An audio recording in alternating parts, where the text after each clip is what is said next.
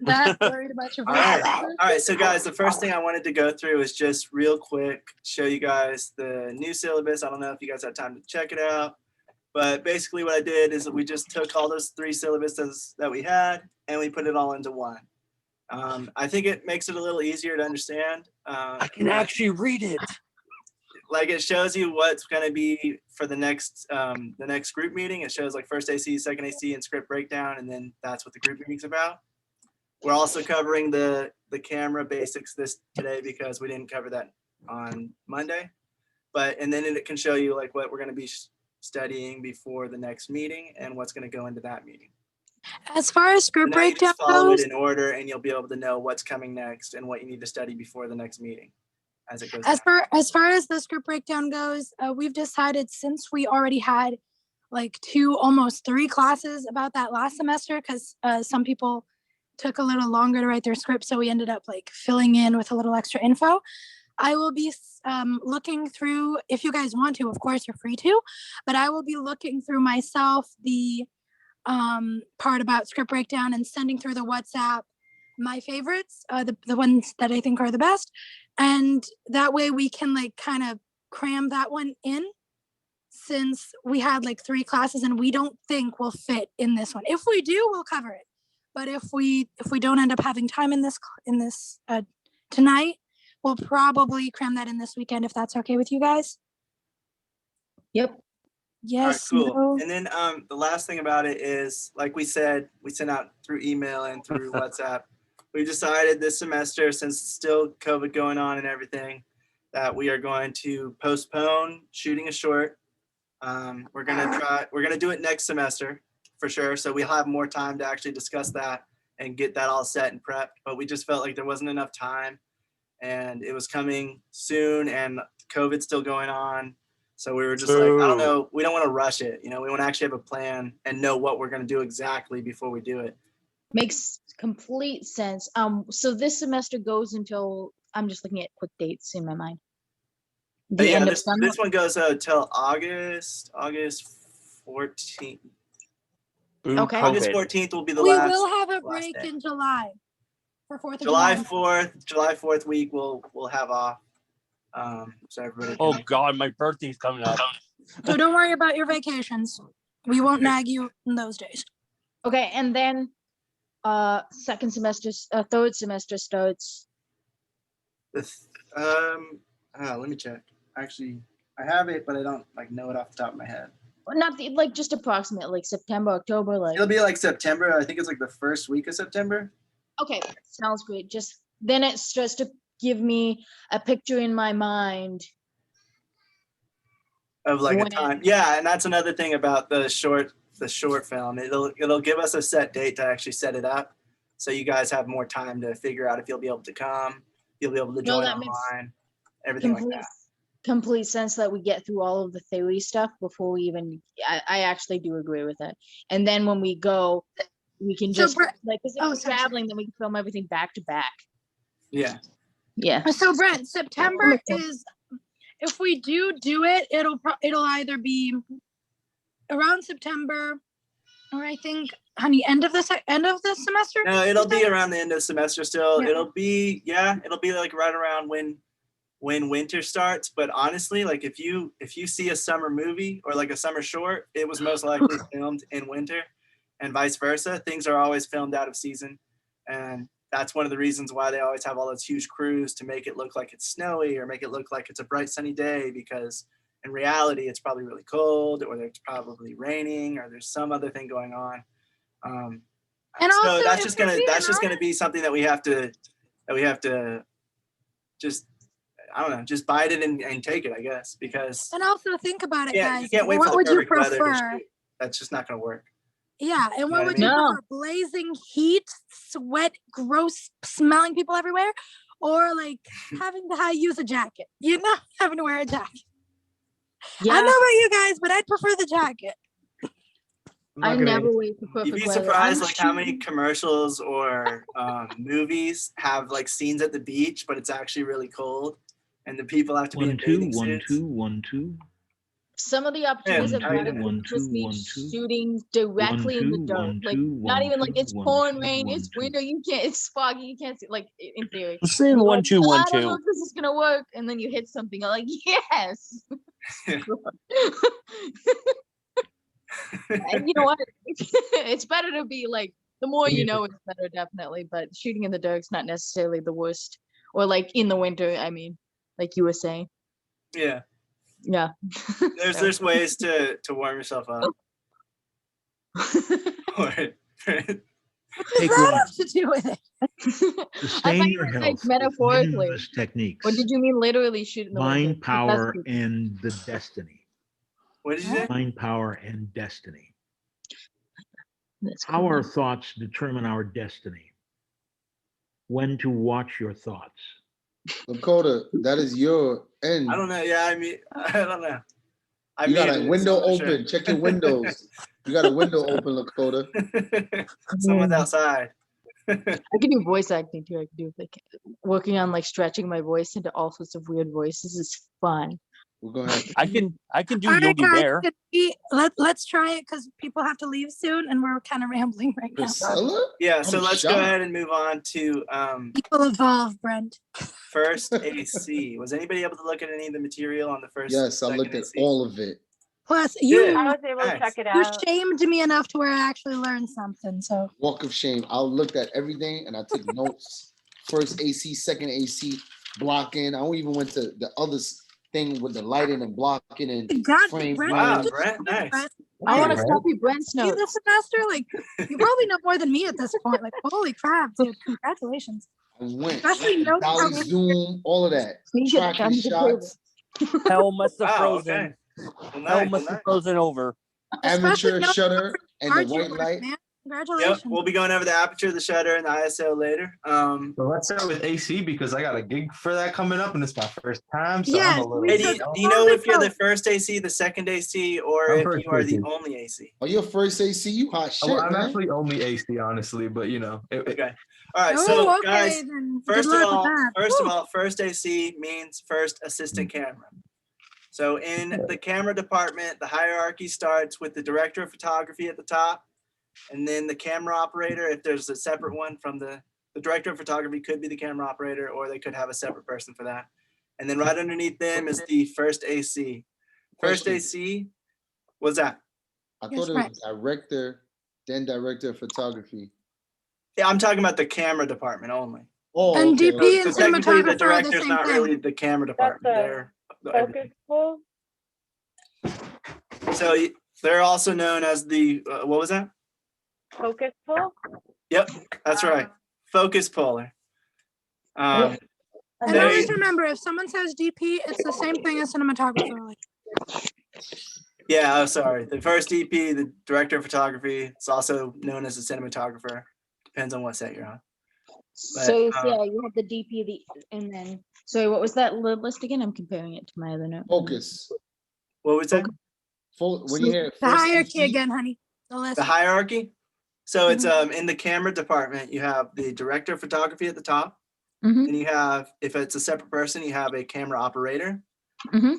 And then it's the first AC, second AC, and then what was the other thing? It was like a camera trainee or something. They're basically a production assistant for camera department only. That makes sense. And then B cam, and all that will come after A cam. Yeah, that's right. So the A cam, like if you have a multiple camera setup, you would have the first AC on A cam would be Yeah. higher up in the hierarchy than the first. Don't forget about AC camera teams. B cam. First That's and right. second camera teams and stuff like that. And then at Like the it's first bottom, and you second have, unit, I mean. But yeah. and then at the bottom you have the Yeah, 'cause there camera isn't- Depending on the size of your production, there isn't going to be only one AC. Or just two ACs. There's going to be like first AC for the second camera, second AC for the second camera as well. You know, depends on how many cameras there are. I'm actually And going to then share you my have the screen dip with stills, some of the right? notes I have because I was kind of writing it right before this started. Those are the notes I have so far. The first AC, depending on the set size, they might do some or all of the duties of the second AC. I think Which that's what is James, didn't you good just luck. say you're going to do that? Holy crap, there's a lot. There's a lot. James said he's gonna be first AC. Yes. Yeah, I'm doing all the AC. Okay. Damn, you doing? So on a larger set or on an independent production, it'll differ. It'll depend on how many people they have, and Not a also lot. on each production they'll have, like, you know, maybe some of the first AC's job duties will go to the second AC, even though on another set it would be only for the first AC. It just depends on the set. But for the most part, the jobs stay the same. If they have enough people to have both a first assistant camera and a second assistant camera, they will have their main roles. And the main role of the first assistant camera is to pull focus, to keep everything in focus whenever the shoot is happening. They help the director of photography and the camera operator maintain focus during the shoot, keeping it all sharp. They help change lenses. If they're going to change from a different, like a 50 millimeter lens to a 35 millimeter, they'll be the ones to detach it and hold it properly so that they don't drop it, don't get it smeared, and put it back in its case where it goes, and then change it out for the other lens. I got. the And sometimes Can I they'll say clean something? it. Yes, go ahead. The first AC, when I was reading, they were saying that they do detach it, what you were saying, but they also, depending on I guess it depends on the size of the set, like you were saying. But Mhm. if it's a nice big set, they would pass it to the second AC to actually put it into the box. But Oh yeah. you Yep, kind you're of right. made That makes sense when you said depends on the size of the set. So if it's a nice size set, the second AC is responsible for doing the slate, the clapper load. That's what you said, right? Yep. As a clapper, and he would be in charge of like putting away the lenses and passing it to the AC, first AC. Wow, Brett, you really did watch Yeah. it. Yeah, Dude, no, exactly. Like just that 'cause he worked was so one hard of the That's things why I was you gonna don't mention. doubt my boy.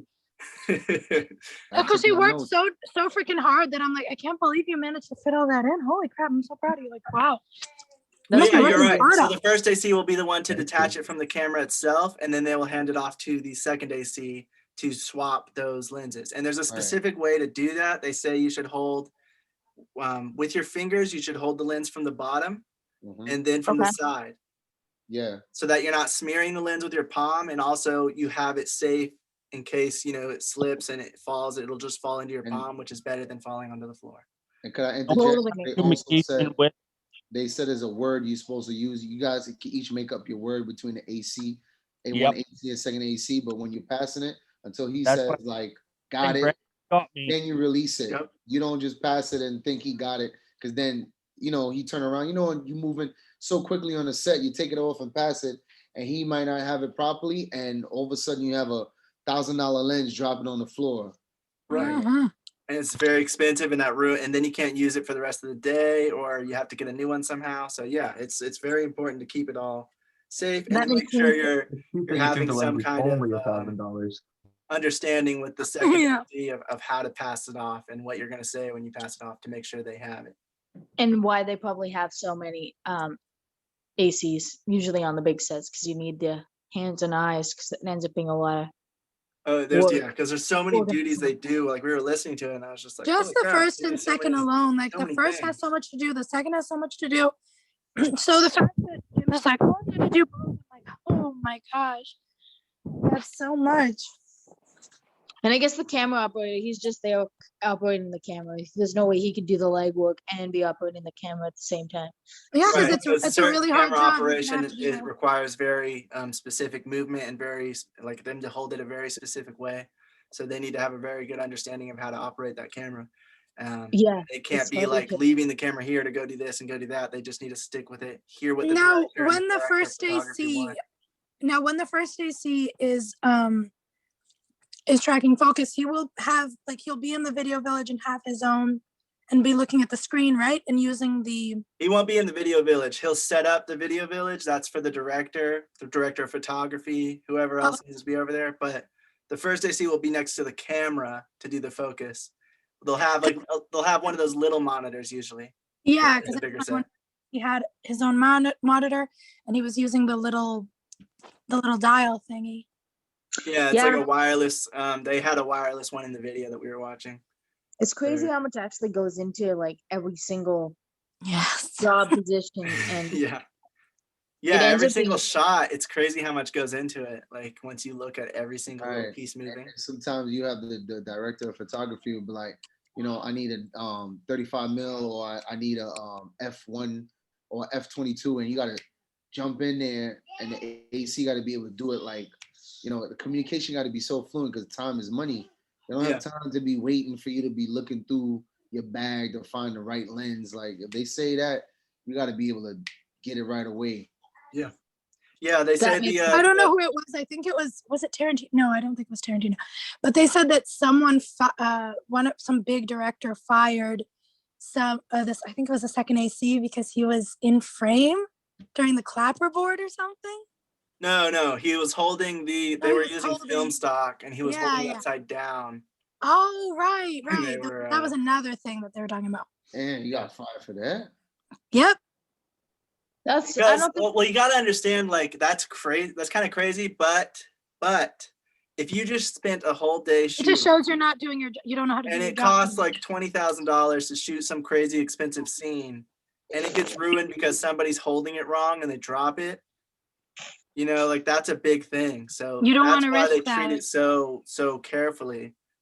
That's why their job is very like keep this stuff safe, know where it is, and make sure you're marking it correctly.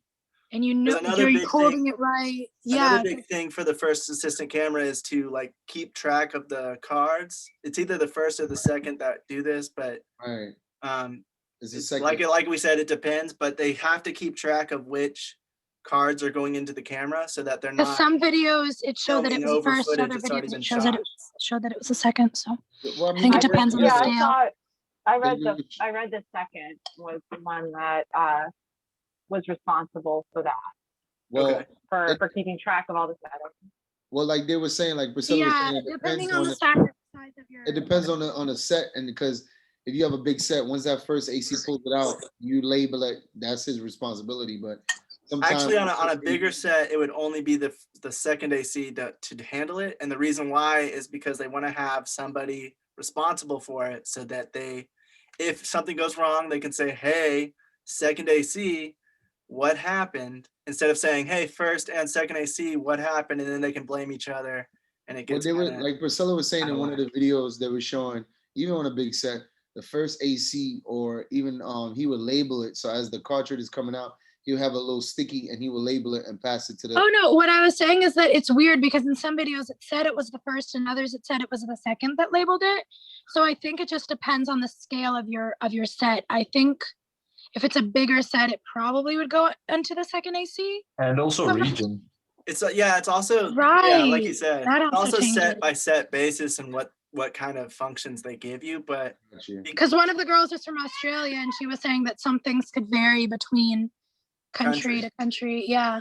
But I think it's like because the second AC is also known as the clapper loader. I think they're the ones probably loading the whatever kind of memory cartridge you're using. Memory card, I don't know. Yeah, same thing. Flash card. What do they call it? SD card, whatever. Compact. Yeah, something like that. So I feel like they would probably on a bigger set be the one to do it. But on a smaller set, that'll be also the job of the first AC. Okay. All right, Kelly. All right, and like you were saying, there's they mark the cards with like a piece of tape, and in one of the videos they said a tip would be once that card is full and you take it out of the camera, put the piece of tape over the little part that you would insert into the camera for it to read. That way people don't accidentally put it back in. You have to remove the tape for it to read, and that'll help any accidents from happening where you're accidentally filming over footage that's already been shot. So that's their other main job, is just make sure you're keeping track of of which cards you're using, and it also if they're full, if they're empty. The card. What was that? And it also prevents if people like just put it in and not think it's formatted. Yeah. And that would erase all the footage if it was a full card and they format it. So also check the notes you have written just in case the ones on top are missing any. So the videos also said that the first AC is in charge of setting up the video village, and that's for the director of photography, the director, producer, whoever's like the top heads to sit down and watch as the scene plays out. So they'll be the ones setting all that up. They say they keep track of some of the filters that go into the camera so that they can tell the camera operator or director of photography if they need to change something. They could be like, we're using this kind of neutral density, which is kind of like a sunglasses for a camera. They can say how strong that neutral density filter is. And they're in charge of batteries as well. Batteries, yeah. And that is that second or first? That's second. I think that's second. That's second. Okay. Yeah. I was gonna say, yeah, that's second. The girl was talking about him. So James, I wrote this down just to give you a little heads up of stuff to bring if you're not aware. I'm pretty sure you are, but just in case. They say bring everything. Bring paper tape for marking, screwdrivers and Allen wrenches for assembling and disassembling stuff, HDMI cables to go from whatever the monitor is to the camera, markers to mark all the tape and whatever you're putting on the cards or however you're marking things, notebook and pen if you need to make any notes, a map box for the lens. Well, he's gonna need to make any notes. Remember that sheet they have? Yeah, but that's not a notebook necessarily, but yeah. Well, yeah, but he might not have time to print it out. So like he can always do it on the notebook if if it's that quick and that rushed. Yeah. It's crazy. Yeah, just thinking about like all the little things that you can screw up or whatnot. But at the end of the day, you would think that, especially in camera, you're gonna be starting out probably on like smaller stuff and not probably gonna jump onto like the biggest scene imaginable. It's like they don't do that to you. I mean, yeah. Yeah, this is more like if you're going to go onto a smaller set and they want you to do this, it's better to know what you're supposed to do. Because the person that hires you or the person that wants you on their set, depending on how small it is, they might not even know exactly what's supposed to be done. That's what I mean. And then that's Huh? What? Yeah, okay, that makes sense. And then that's kind of like how you start to learn and make connections. And then as you know more, you get shown more things and you just keep growing, I guess. Yeah, generally. Because I feel like if you go on a bigger set, you're probably going to be started out as like the camera trainee, like their production assistant, pretty much, before you start becoming a second AC or anything else, because you have to learn the ropes. But if you're starting out on somebody's set that's a little bit smaller, or they're a friend of yours or whatever, then it's better to know all these things so you know like what you need to do while they're doing it's not that different from a company where you're trying to like get promoted and get that's what I mean. For a few levels first and work and learn more. And that's kind of like I'm in like this weird place where like I'm in part of like my union stuff, but I'm branching out, but I still do that work. But it's also like to counter argue, like it's not also like, oh, your end goal must be being a director or anything like that. Of course not. Like it just means that there are certain things, every single part in a company is important to make it function. And there are certain areas where you can, go higher if you want to, but that doesn't mean that any area is more or less valuable than the other. If anything, like learning more and more about this, we see how crucial every single part of it is. Like these things, so much so that when you see that these smaller crews, they try to be two things at once, like even the first and second AD, there are going to be moments where we're going to have to put them together, but they have such important, crucial jobs that it can be quite easy for you to, for them to feel overwhelmed, for them to feel stretched thin, depending on the size of your production, depending on your schedule and that kind of thing. So it's always to check in on that. I have noticed though, like through time, like the more you do it, like the easier it kind of gets in you a little more. You kind of know how things are supposed to go, and things don't always go as planned, and then you have to do fix-ups. I guess every single department is its own ball game. Yeah, but that's why you should be as prepared as possible, so that you don't want those things to happen. That's why you have to go like 110%. And if they do, you're prepared, you're ready. You've got this. don't go in expecting, oh, well, like a lot of people have told us, like things are going to go wrong anyway. So just don't think about it. Like we should like plan for these things, but also do our best so that it doesn't happen. Well, I would say be as prepared as you possibly can. Don't, like, if there's a job that's just outside of your scope that you know that you can learn in time and do well, go for it. Because like that's like, oh, yeah, but I'm not talking about that. I just mean like, you know what I mean? I just mean like, but don't overthink either, because you could also screw yourself up if you think of every bad scenario. Come up with a few that you'd like to avoid, not 100. Otherwise, they'll sit there and be like, this could go, yeah, this but could I go. feel like, especially in a production, you kind of have to overthink just a little bit, because especially if you're spending that much money, because you have to be ready for every single scenario imaginable. That's because true. so many things could go wrong, and it's so much money on the line, and you have investors, and you have people's schedules, and like and if you miss a shot, you miss a shot, and you might not have a chance to do that same way again. So yeah. I would stress that, not overthink. Instead of overthink where you're going too fast and you'll miss things, think strategically and organized. Yeah, So that's just why systematically go through. Definitely, that's why it's an entire group. It takes a bunch of people to make it, because there are people that are just in charge of thinking about single thing that might go right or wrong. But yeah, honey, go ahead. Sorry. Good question. Yeah. Oh yeah.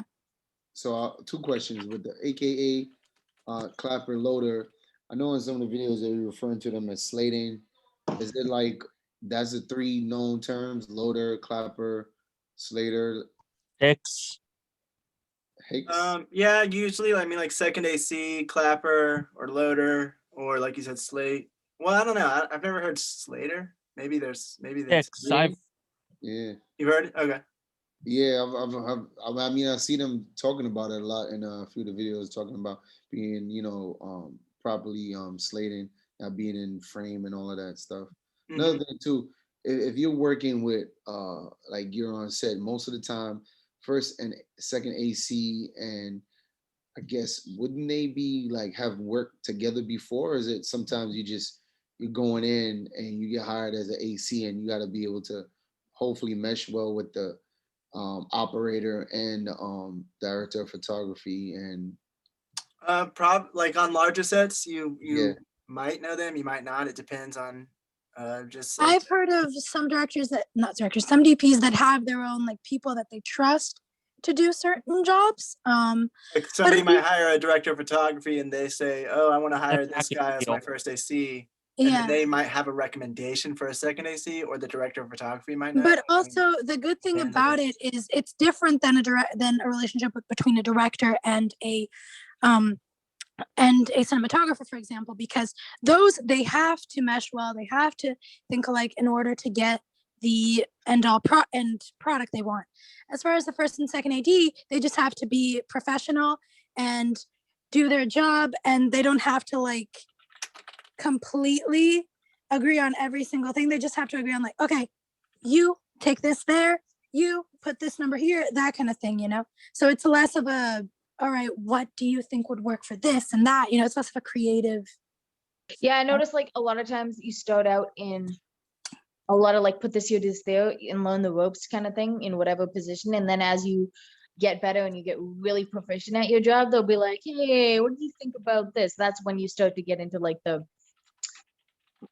as you move your way up and you really know your shit, that's when they'll start asking you more opinions. Yeah, but don't go up to the like, hopefully no one does this because this is amateur hour number 1, but hopefully you don't go up as, even no matter if you're a PA or an AC or whatever, hopefully you don't go up to the director and be like, hey, what do you think if we do this? Oh, no, I meant like it's the other way around. So as you work hard and you do, and then if the director says, hey, you've been working on doing a great job, and they ask you, then that's definitely your opinion. You wait till they ask you. That's what I'm saying. But I meant like eventually, let's say a camera operator and they've been working on like 5 shows or something. They'd be like, you start to create a rapport. And right, I would say that's what I mean. Like as you go, especially if they see your work ethic and like, wow, this dude is really hardworking, is really dedicated, good at his job. I like him. I'll keep him around. Yeah. Yeah. You ready, honey? Yep. Yeah. So back to first assistant cameras. They also do what's called a gear check. They usually have a gear checking list just to make sure that everything is there. They're the main liaison between the director of photography and the camera department. So they're overhearing what the director of photography wants, and then they're saying, you know, they're discussing that with everybody else. Like, hey, second I see that he said next shot he wants to do a 35 millimeter. So then they start doing the swap of the lens, and they like just to explain what the director of photography wants from the camera crew. And then what else do they do? Oh, last for their kit that they want to bring is a lens cleaning kit, so they can cleanse the lens if anything smudges on it or if any dust gets on it or anything like that. They want to have a lens cleaning kit so they can clean off the lens without, you know, scratching it. So that would be makes sense. camera bag as Very well. important. Yeah, Assistant camera bag. I would say so. You got that, James? And on a typical like set, how many lenses will they have on standby? Like, it depends on the director of photography and the director, but I mean mainly the director of photography. But it depends on what kind of shots they're going for. But usually, like the one I was a production assistant on one, and they had like 5 or 6 different lenses. okay, A really wide angle lens. They had like a 35 millimeter and a 50 millimeter, which are like the normal standard ones. F14, and then they had 85 millimeter, and then like I think a 200 millimeter in case they wanted a super telephoto shot. So that makes sense. I can't hear you, honey. Just trying to talk, but I can't. Sorry. I was eating, so I muted. I was saying any of the special lenses that you guys saw in some of the videos, I feel like that depends very much on the style of the cinematographer, what he likes, and also the need for it. Because you also don't want to carry like a million lenses with you if you're not going to use them. You carry the basics, and then if you need to, you have the special ones, or if it's your style and the director, you want to use them, you bring them in or you have them there. But I would imagine it's not very convenient, and this is just me, to bring like 40 types of lenses with you. But what do you think, James? Like, you want to be a DP, you've seen a bunch of DPs talk about this. What do you think? Pick a set for a shoot and use it and stick with it. Carry, like you said, carrying a whole crap ton of lenses, it doesn't work. So pick a set and stick with it for that shoot. That's If you want, Set of lenses, or what do you guys say? like a consistent look. Yeah, a set of lenses. So like The basics. And that's where shot list comes into effect too. Because once you look at the shot list, you have the story storyboard, then you know what kind of lenses you want for the day. Yep. Yeah, I've Because noticed then that. you could just pack those lenses for that day and use those. Then you don't have to bring them all. Yeah, and if the director wants something fancier or like a specific lens, you'll get it, and you'll probably talk about that beforehand, and then just and then you bring it on the day. But you try to pack light for days, because probably just the prime lenses, the basic lenses. Yeah, the prime lenses that you need, and then for the prime equipment, and then basically because you don't want to carry like tons of equipment and to just have to worry about it all day as well. Especially because keeping track of all the equipment that's being brought and taken and put away and everything. So question, if you have a second AC, does he have his own equipment as well? Or is it the first AC brings most of the lens? You know, like what is it, the second AC, he has a bag as well, James? Lakota? Usually depends. Hey, you never asked me. No, I don't want to ask you. I'm joking. It depends. Like basically, sometimes the DOP will bring the equipment. Oh, he would, the second AC? No, the DOP. Oh, okay. He would just The director of photography. Yeah, They'll bring and the then equipment? and then the gaffer or basically the grip would bring the lights or whatever, unless basically DOP has everything. I've seen some independent films because there were some things that were saying that, like, if it's on a larger set, like the second AC will also be the one bringing the batteries home to charge them, and so they would be having that. But they were also saying that the first AC would maybe have the slate and bring it, and it's actually their slate, but the second AC is the one using it. Right. So it just depends on the set. And I've seen some independent films that have been like they would meet up with the producer, the DP, and the assistant director, I think it was, and they would just make a list of everything that they would need. Like all of the departments, pretty much. They'd meet up with the departments and they'd see what kind of equipment they need and they rent it out. Those are for more independent films. That's what I saw, like an example of what they do. They rent all the equipment. I think they do that on the big shows too. Like it's all rent. Or they would see, or they would see. Some bigger shows will rent from store. If the people don't have it, they'll rent from like places. Yeah, it makes sense because a lot of times they'll be using specific machines for one shoot that they don't use on every single movie. Like there's some gear that's all like like if you're using a crane, it's like, oh, I have a crane in my house. I'll bring it. Yeah, I was about to ask, did I maybe I missed something in the connection, but wouldn't all of this be run by like a production company and determined ahead of time generally? Like, you know, if the production company does have that stuff in house, it wouldn't be the first AC themselves, right? Right. So it would need to have like all those separate lenses. Right. We're talking about like either an independent production. Yeah. No, that you're right. Yeah. Okay. Yeah, we're just giving an example of an independent production, what they would do. But yeah, definitely. Sure. Yeah, like we said, like all this stuff, like it's not set in stone. All this stuff, it's just it's very fluid, especially depending on where you're at, how big the production is. If it's a long-term production, like a TV show, or if it's a one-off project, it differs a lot. So it's kind of hard to get a whole grasp on it, which is why we're just trying to kind of go over the basics and like the generalities of what they might do. But I was just gonna say, feel free, anyone who had like a different experience or who worked on a set and saw this or that, to also like raise your hand or say, oh, I have a question or a comment in the comments, and talk about your experience as well. Like we said, this is a study group. We're here to learn together. We're here to share experiences. So just feel free, to share your experience as well. Sounds good. Yeah. And we appreciate totally agree. it. Like you would have a production, you would never have you wouldn't arrive on set expecting somebody to bring something. You would discuss that beforehand, like you said. You would always ensure, if it's run properly, you would ensure that people have what they're going to have and bring it on set, just to make sure you have everything when you're there. Yeah, go ahead, Daniel. Yeah, usually on like the sets, if you do bring equipment, usually the production would have to put down a deposit or a rental fee just to make sure nothing happens to that equipment. And also just to basically have that insurance.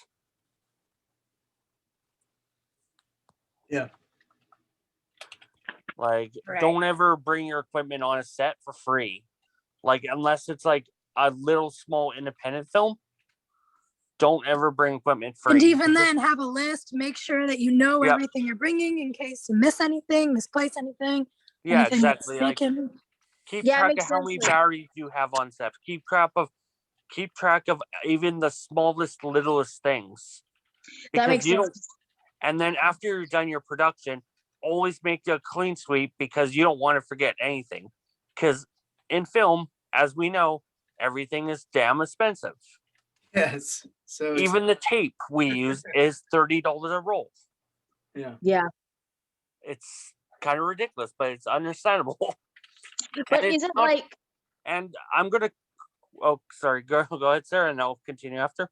So, like tape and stuff, you would put that on like production billing, would you not, if you were using it? Yes. Okay. But the thing is, at the same time, it's like. But one thing I will say is, it's not paper tape you use gaffer tape. Mhm. Paper tape will not work on a set. They were saying that for like marking, but Yeah, gaffer tape is for marking. Oh, okay. Because if you use paper tape, it peels off easy. Gotcha. Okay. Yeah, I was gonna say it makes sense because you're taking it around a bunch of places, you're moving it around, it could be easily peeled off. And also, like, it basically use it to Greek as well, to cover up logos you don't want to be seen. Gotcha. Okay, cool. But yeah, so Yeah, for gaffer tape can example, get expensive, especially with how many you need on all the different colors. Yeah, just make sure you keep track of that. And also, if you use up a roll, just make sure you have a receipt for that. Yeah. No, that makes sense. Yeah, exactly. Receipts and stuff, and for equipment and stuff. Like, yeah. Because like it's $30 a roll. Do you really want to use it on a set? Well, if you're using it, like if you use like one slice, you probably not. But I mean, like Yeah. if you're using a lot of it, then yeah, you're gonna have to charge it because, well, it's a business and you have to cover your expenses. If you're using something for the film, this can 100% totally natural and normal. Example, when we start doing our stuff together, we will have a list of all the equipment, whose is who, what we'll have to rent, what we won't. We'll have all of the paperwork and all of contracts ready, the insurance and all that. So it'll be all organized and everything. That makes Go sense. ahead. Yeah, it ends up being a lot, and you have to get like super great at like. You never want to mislabel anything. You got to be right on top of all the organization, and that's why you need all the eyes and hands. It can be a lot. Go ahead, That's Daniel. something I've noticed. And also, like Sarah said, like on your equipment, have your name on it. Keep it, because you don't want to mix it up with some. Like if you have one, let's say, a box of lights, like I do, you don't want to mix it up with mine. So you want to make sure you put your name on it somewhere. If it's not a sticker or a label or something, just make sure you keep track of your equipment. Yeah, that's a good tip, Daniel. Thank you. Because like I've seen people, like on my last set I was on, someone had the exact same case as mine, and they were about to go, and they didn't label theirs. So they were about to leave with yours. They were about to leave with yours. They left. They were leaving with mine, and I'm like, do you see the label in there? It's like, well, oh, that's yours. Where's mine? I'm like, right there. Definitely good tip. Yep. Holy crap! Yeah. Like, thank you, Daniel. That was a really good tip. And I've even back in Vancouver, I've seen one person basically get 20,000 worth of their photography gear stolen from them because they didn't keep track of it or they didn't label it. That's really uncool. Wow. Yeah. So when you're first starting out, kind of like how much gear is everyone kind of expecting you to have? Oh, it depends on what department you're trying to get into. Okay. Like if and also not every department you need to have all that gear because you're going to be working for sorry, go ahead. Sorry about that. That's what I was actually about to say. It's like it depends on what department you are in, because sometimes if you're just a gaffer, some people will have that equipment and you can play with it there. Yeah, and the type of production you're working with as well, because they might have their own stuff and just need you to. Like I've been on many feature films that they had their own equipment, and I just grabbed it at the truck and brought it to sets. That makes sense. But I guess even getting to like participate and do like the grunt errands is kind of fun.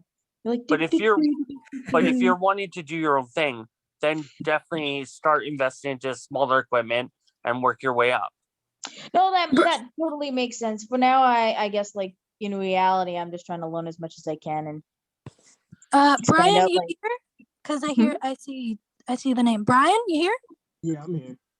I was gonna ask, what's your experience with like equipment, renting it, getting it from people? Like, what has your experience been? How do you do it for your films and stuff?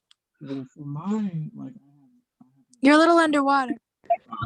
I have a ton of equipment myself, so like I really don't rent. But it really all depends on the project and the budget. Like if it's something that I need to go out of my way, I'll rent. But as far as like So you working with just other built people, up your it's like, equipment over time, pretty much. yeah, I built my equipment over time, but just like Slated Media said, I find it good practice to talk to the other people in the crew to find out what equipment they have, because it's kind of one thing, like let's say, like I've gone to set as an audio guy, and like we get there and they're trying to do this shot, and I'm like, yo, I have this piece of equipment that could have definitely helped out. Like, you know what I mean? Like, I have sliders and dollies and stuff and jibs that can really help out with getting particular shots. And it's like, we just communicated, I could have brought it.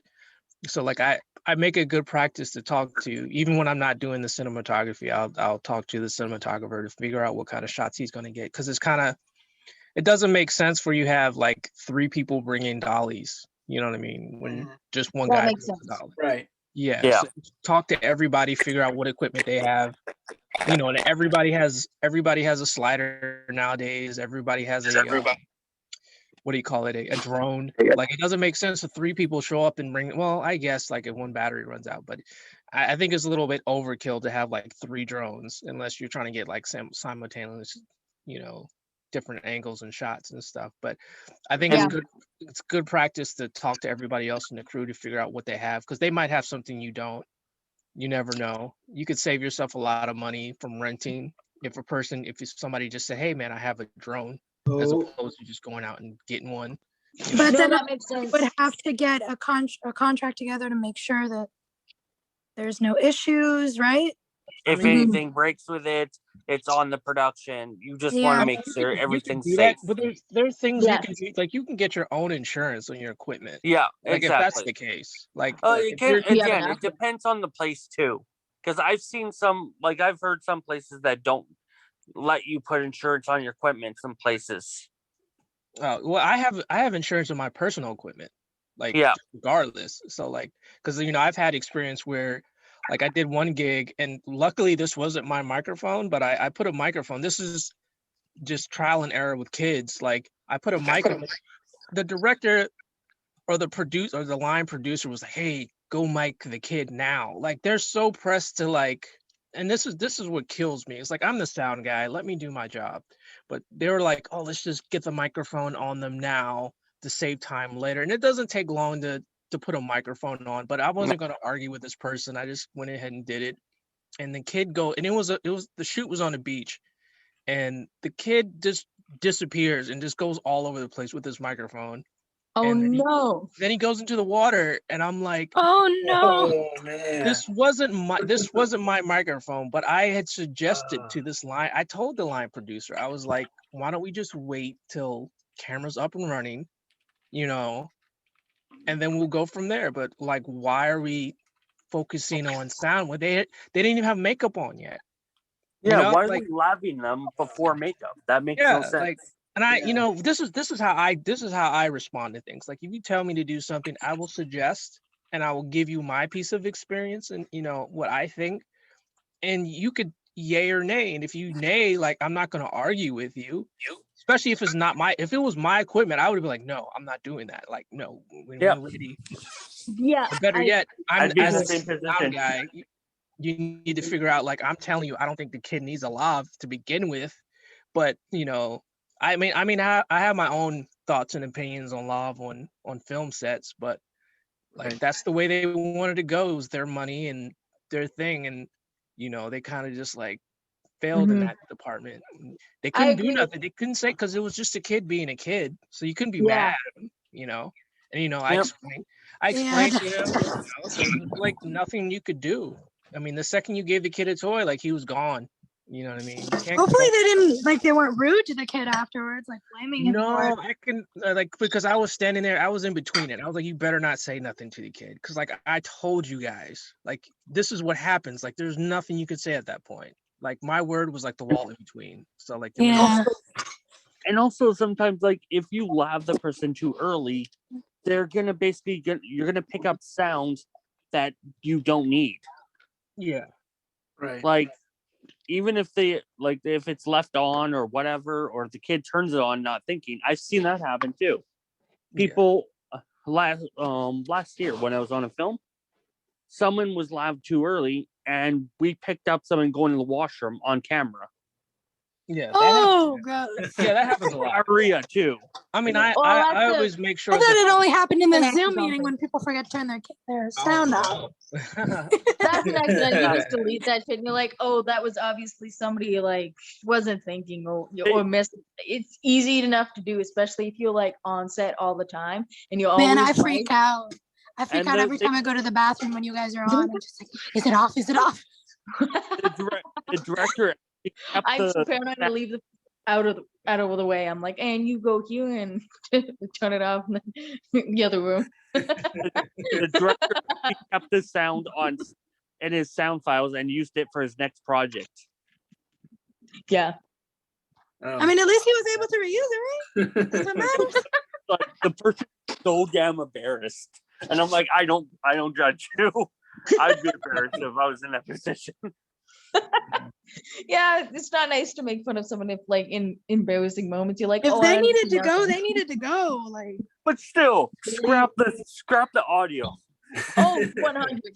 he might have needed to use it for that, something. What if somebody was like embarrassed to shoot a scene where they were on the John and like doing stuff, Yeah, and then but they're like, okay, we actually have an audio. But the of someone director here. didn't even. We're ask gonna to put it in use that there. audio. The director didn't even ask to use that audio. He just used it. Well, it was on him. I think Anyway. that's not allowed, right? I think Sorry? that's allowed. I mean, No, that's he not was- allowed, I don't think, but okay. No, because technically, no one knows who it. Like, I know who it is, but a few other people, like, didn't know who it was. But you can't specify who it is. Right. So he got away with it that way. It's the liability. It's like, because we can't figure out who it is, we can Anyway, get away guys, with it. it's 10:01. Come on, Ryan. Any more things about the thing? Because James got to go, I think. Sorry. Oh yeah. Okay. So then, Because all he's right, on a let's move to- schedule. He says he has to leave and he wanted to know all the stuff about the thing. So Yeah. Moving on to second assistant camera, like everybody said, their main role is to use it's called either a clapperboard, a slate, whiteboard. It's many different names, but it looks like. Do you want me to just show a real version? Nah, it's easier just to. Oh well, maybe it's not. there we go. He should know everything about this one. It looks like this. You put the role, you put the scene it is, you put whatever take it is, who the director is, who's operating the camera, what day it is. If it has no sound, you would circle the little MOS. That means without sound. And then you circle if it's day or night, if it's a day or night shot. There you go. He's got a nice one. I like that. I like that slate, sir. I have 3 slates actually. Oh yeah. Black. It's the Slated Media name. It is really nice. Yeah, I was gonna say. Anyway, guys, keep going. All right. So their main role is that they usually can get the information if they need it. The script supervisor should have the information. And if there's no script supervisor for some reason, usually the first assistant director will have the information needed. But if they're able to keep up with the information, that's way better. But that's just in case if they forget or if they miss something. Daniel, you have something you want to say, or did you forget to turn off the hand thing? Forgot to turn off the hand. Okay, Okay. just making sure. Go ahead. Hen. But yeah, they'll get the information they need to write on that slate from them if they don't have it themselves. They were saying when you are slating, James, try not to have anything but your hands in the frame. You shouldn't have your whole body behind it. You should be beside the camera, wherever the frame is, and hold the slate out to the side. The slate should take up as much of the frame as it can. They were showing a few scenes of people doing it where they were like all the way in the background pretty much, and they were trying. James asked, how do you even turn it on? The slate, you meant? The slate, you mean? Talking about the digital slates. Those have the ones with the counters, the numbers, little glowing numbers. That has a little switch in the back. You just flip it up. That's a time code for Okay, he knows. I was doing a joke and I was gonna say I know how a slate works. So I was gonna say, I think he knows that part. What were you asking then? But just no. I'm talking about the hand on the hands face away from the Oh, okay. frame. Yeah, I meant that part.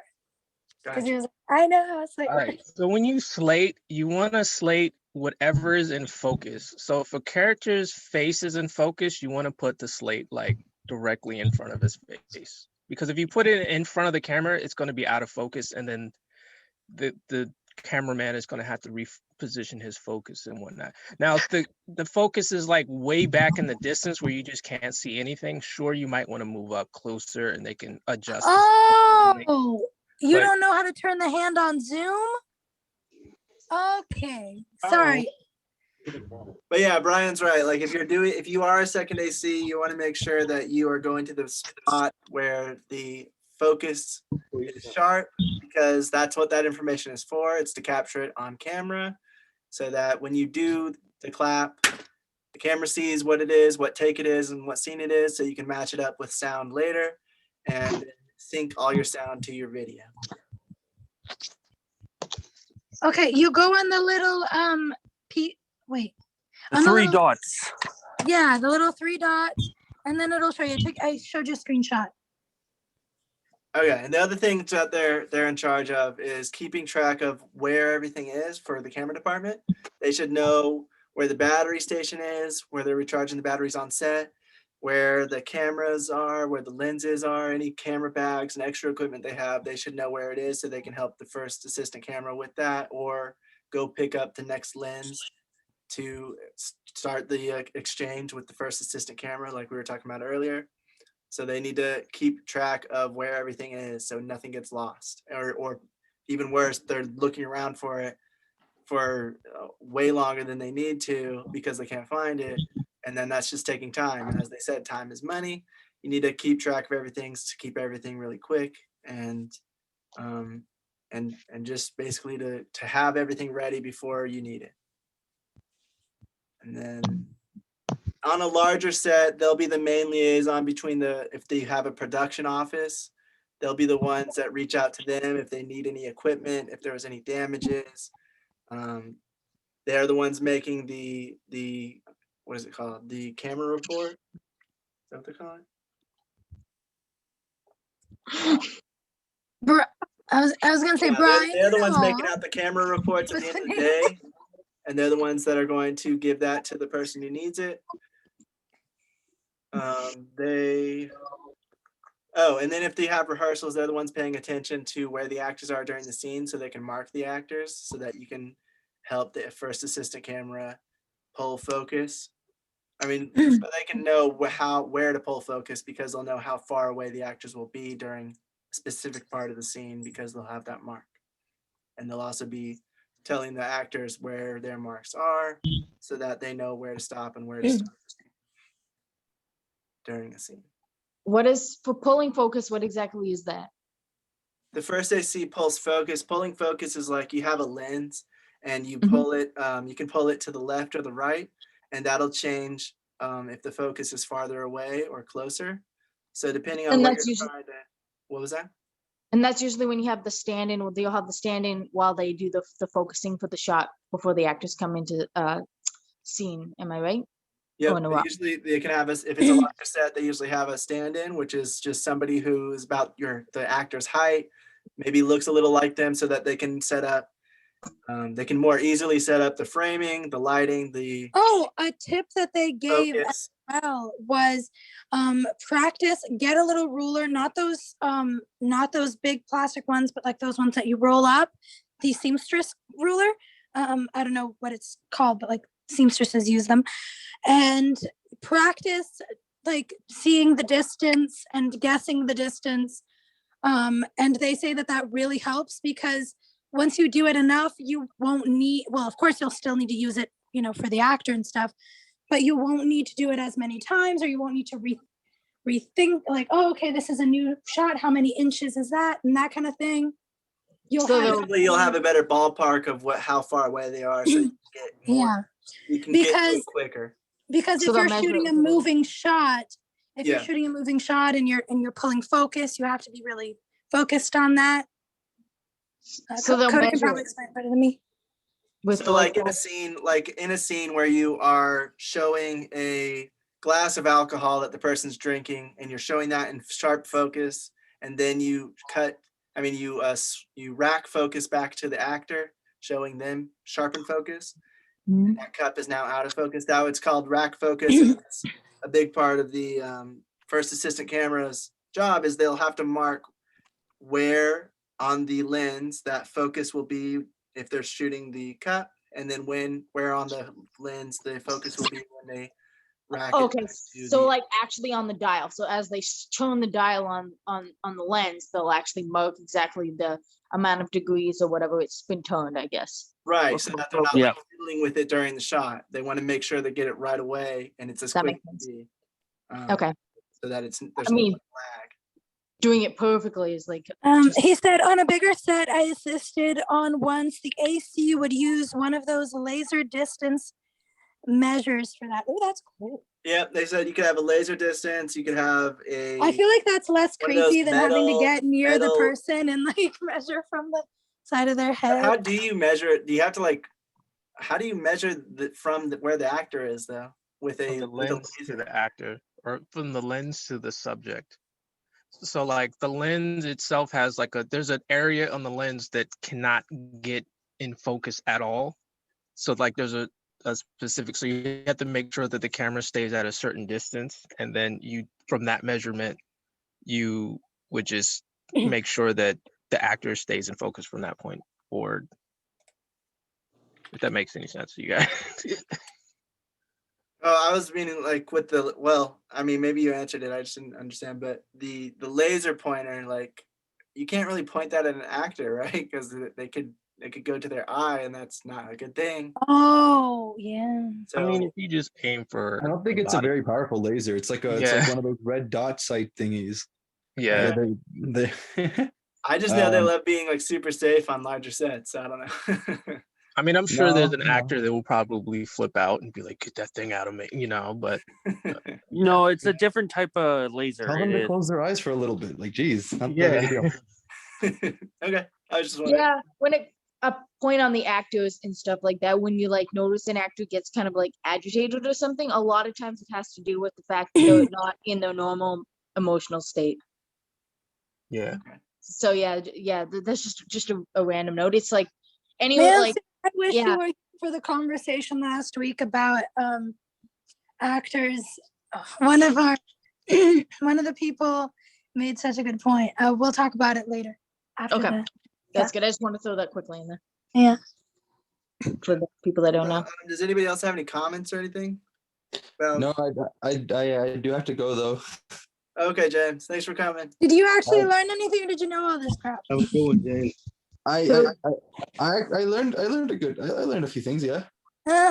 Siento mucha confianza en tu voice. I feel a lot of confidence in your voice, James. It's very. I know You're so cynical, Simperzo. Nice to see you, James. I learned from my husband. Bye, see you, James. All right. So any other comments or questions about first assistant camera, second assistant camera, or anything we didn't mention? Well, just know that second assistant takes on a lot of roles, like you just mentioned. Those are all correct, but some, like, it really all depends on like the bigger the production. Like some productions will have their own scripty who's just designated to make sure the lines are correct, and then it just depends on the production. Every production is different. Right. Yep. Yeah, definitely. That's what we were saying in the before we said all this. We just wanted to make that very clear. Right. Like so, like basically, you need to kind of ask what your job functions are on each set, just what they expect from you to actually know like what your job's going to be as a person. Maybe don't ask as soon as you get there. Maybe ask beforehand if you can, or the day of is a little awkward, I would assume. Oh, I'm not saying on set. I'm just saying ask. No, I know. I'm just saying I'll be okay.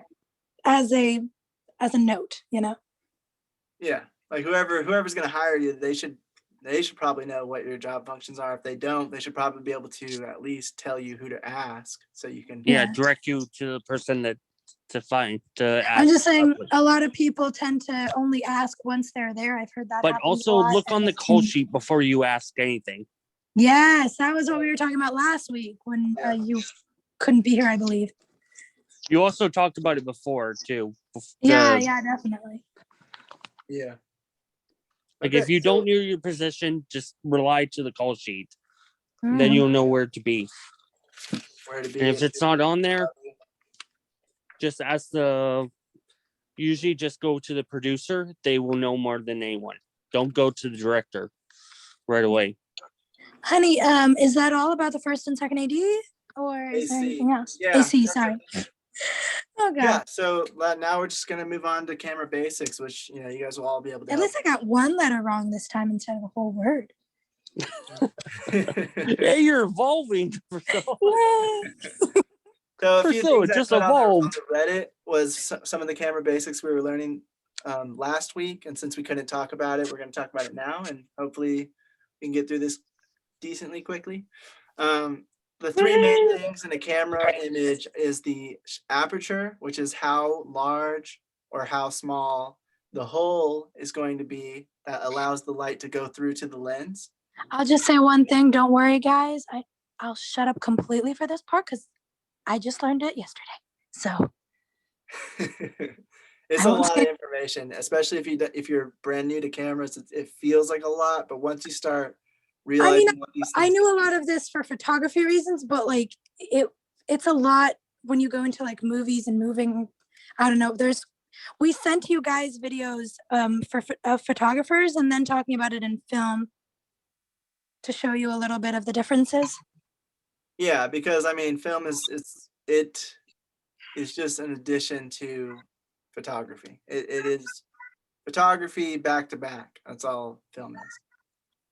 That makes sense. A bunch of pictures into 1 second.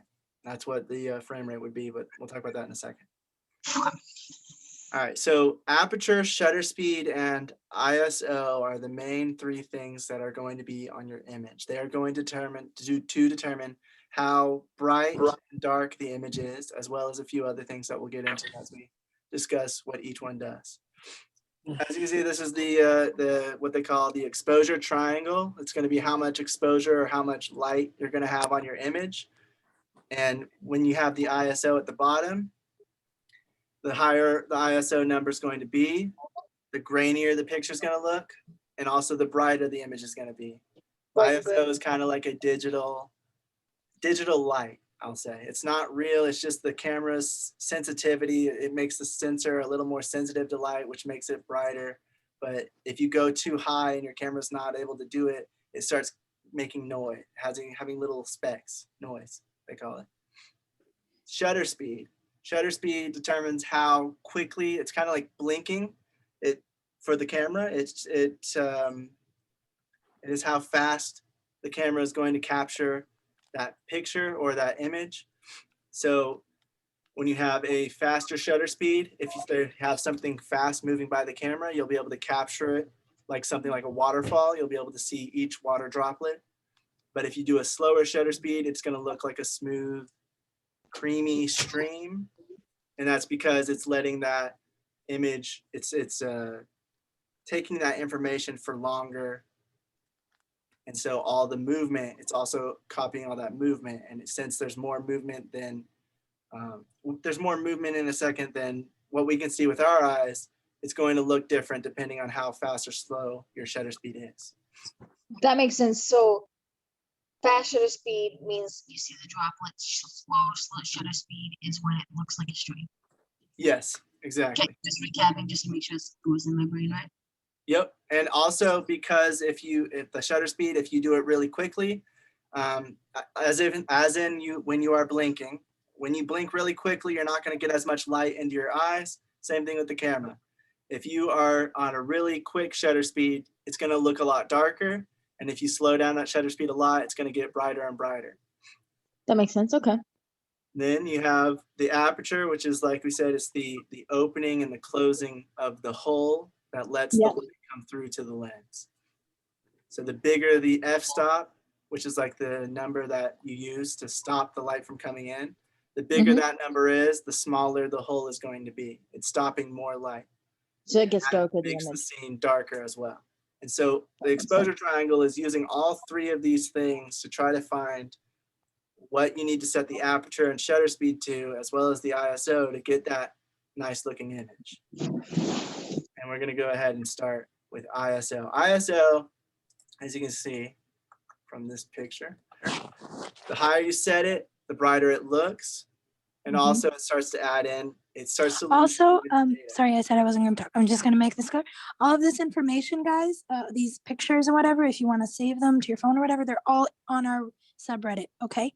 So if you need us to send you the link or anything, let us know. I need to sign up for subreddit. Yeah, I think it's really easy to share this kind of information because then people can comment below, and it's like it keeps it all contained to that one post.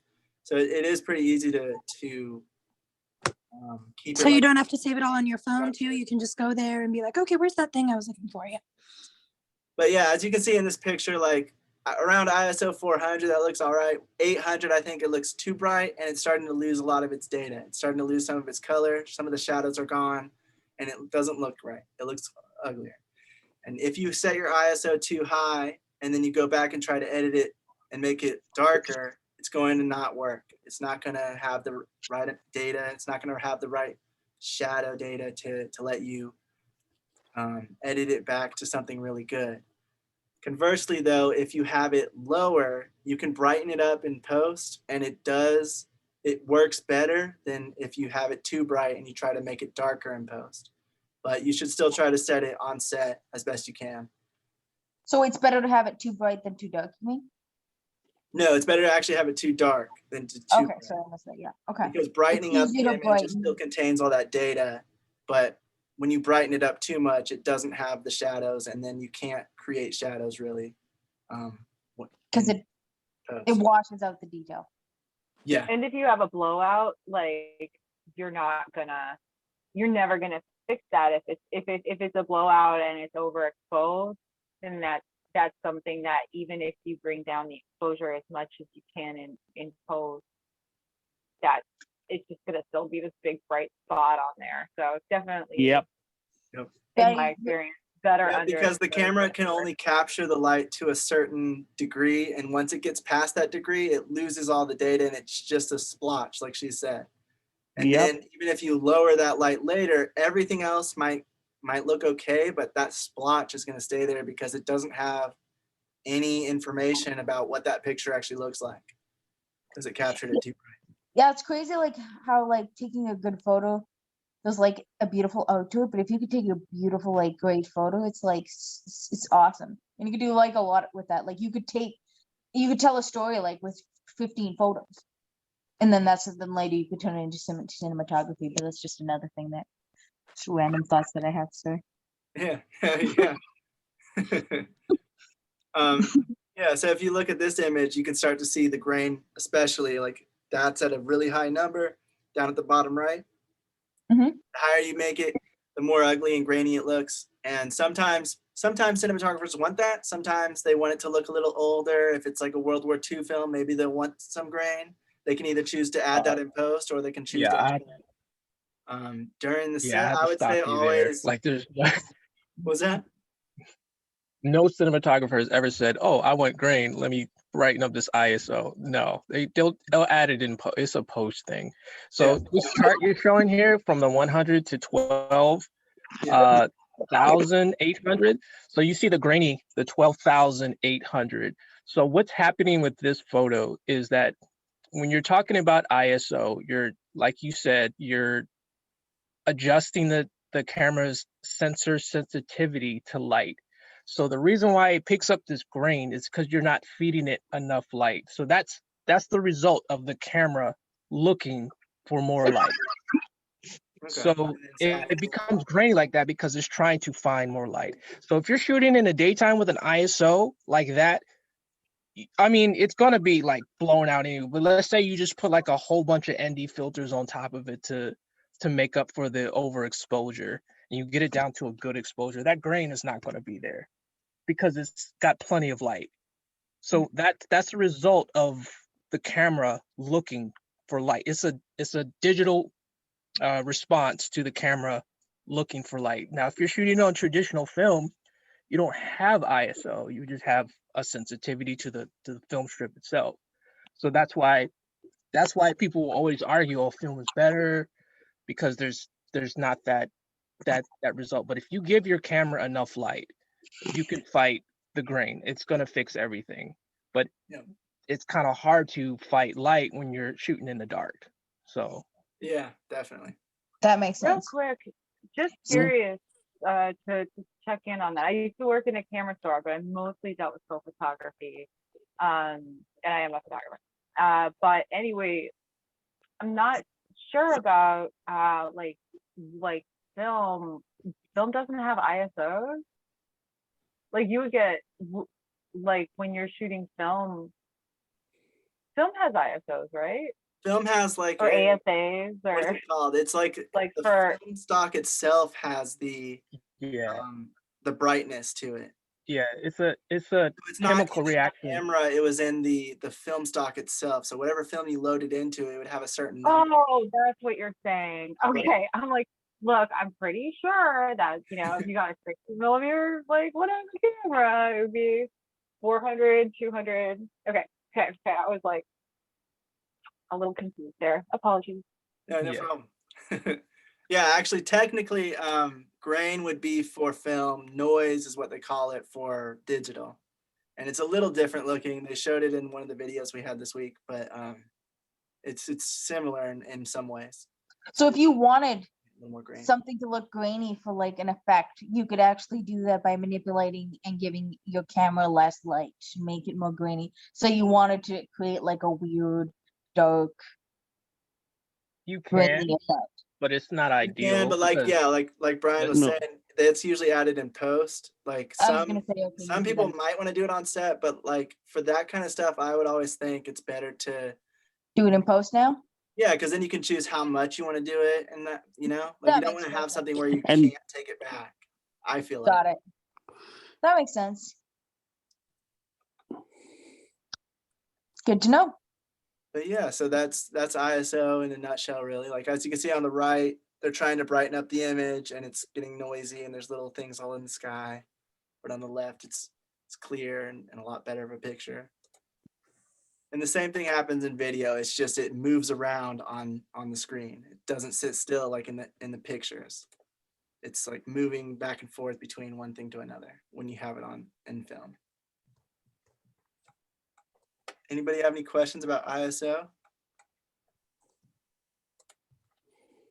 I'm gonna go to white balance in a minute, but let's do aperture next. Okay, so aperture, as we said, it is how wide open or how closed the circle is going to be that allows the light to come through to the lens. Obviously, the more closed it is, the darker it's going to be, but another effect happens when you're using aperture. As you can see in the picture, the more wide open it is, the wider it's capturing. And the wider it's capturing means it's not really focused going straight forward. And that makes what's called a focal plane of distance, a distance of focal plane. And that'll blur out the background and the foreground and only keep things sharp, whatever your subject is that you're focused on. This was what the first AC is doing. If you have, a lot of films want this effect where they have the background blurred out, or to a certain extent, they have the background more blurred than whatever they want to have in focus. And that is the job of the first assistant camera, to rack that focus to make sure they're keeping that guy in focus instead of it changing to the house. And that's why they never use autofocus, because autofocus, if you move the camera at all, it might switch to that house, and now the house is in focus. And when you switch it back to the guy's in focus, and it just looks a lot uglier. So they always want to maintain control, and that's why you shoot it in manual. But so the smaller that hole is, it's going to have everything in focus that's in that frame, because it's looking only straight ahead instead of looking at everything at once. So the smaller you make it, the more the background, the foreground, and the middle ground is going to be all in focus at once. In some shots, you might want that. Some shots you don't. It depends on what you're going for. If you want to show what's in the background, or if you want to make the focus be only the subject. You can see right here, they have, oh, and then sorry, the F numbers, that would be the smaller the F number, the wider the hole, and that makes the background blurrier. So as you up the F number, you make it an F22, it's going to have everything in focus. If it's an F1.4, that's going to have the background really out of focus and the guy in focus. So like an F2.8 on the left and an F1.2 on the right is obviously a lot blurrier on the background, but the lady is still in focus.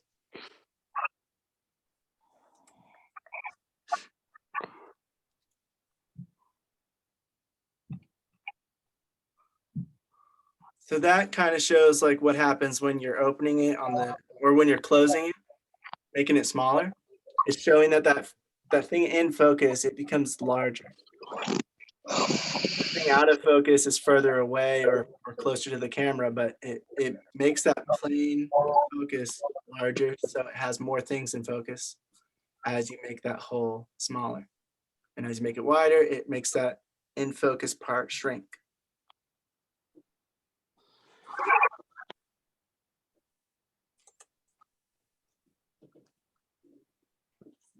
It also brings in more light, of course. Whenever you're opening it up, it's bringing in a lot more light, and that'll overexpose your image like this on all the way to the left. All the way to the right, it's too dark, so you want to balance it. And that's what that exposure triangle is. Like if you still want to have the background be really out of focus, you'll have to mess with your other settings to make the exposure not too bright, but still have the background out of focus while the background is in focus. Isn't that what lighting come into? Guys with lighting, they could kind of change the lighting. Yes, yes. If you're shooting in like complete dark, you'll be able to completely mess with the light, especially if it's video. Outside, it's a little harder, depending on where the sun's at. But lighting can definitely change how bright your subject is, or how overexposed something or underexposed it will be if you're not using lighting, or something like a bounce card or something like that. Reflectors, bounce. Yeah. There's different ways you can do different things.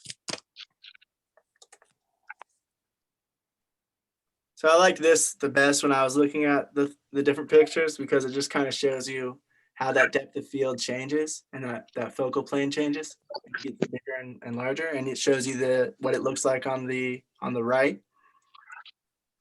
So when he has the aperture more open, it's taking that picture and the flowers are in focus, but everything else in the background is out of focus. And that moose is in the middle. The trees are all the way at the to the back, and the flowers are in the foreground. And then as he starts to close that aperture, the F number is getting bigger, that focus plane is getting longer, and that depth of field is larger. And it's now the moose and the flowers are in focus while the trees are out of focus. And then when he gets it all the way close to the smallest hole, it's capturing everything in focus like in the last picture.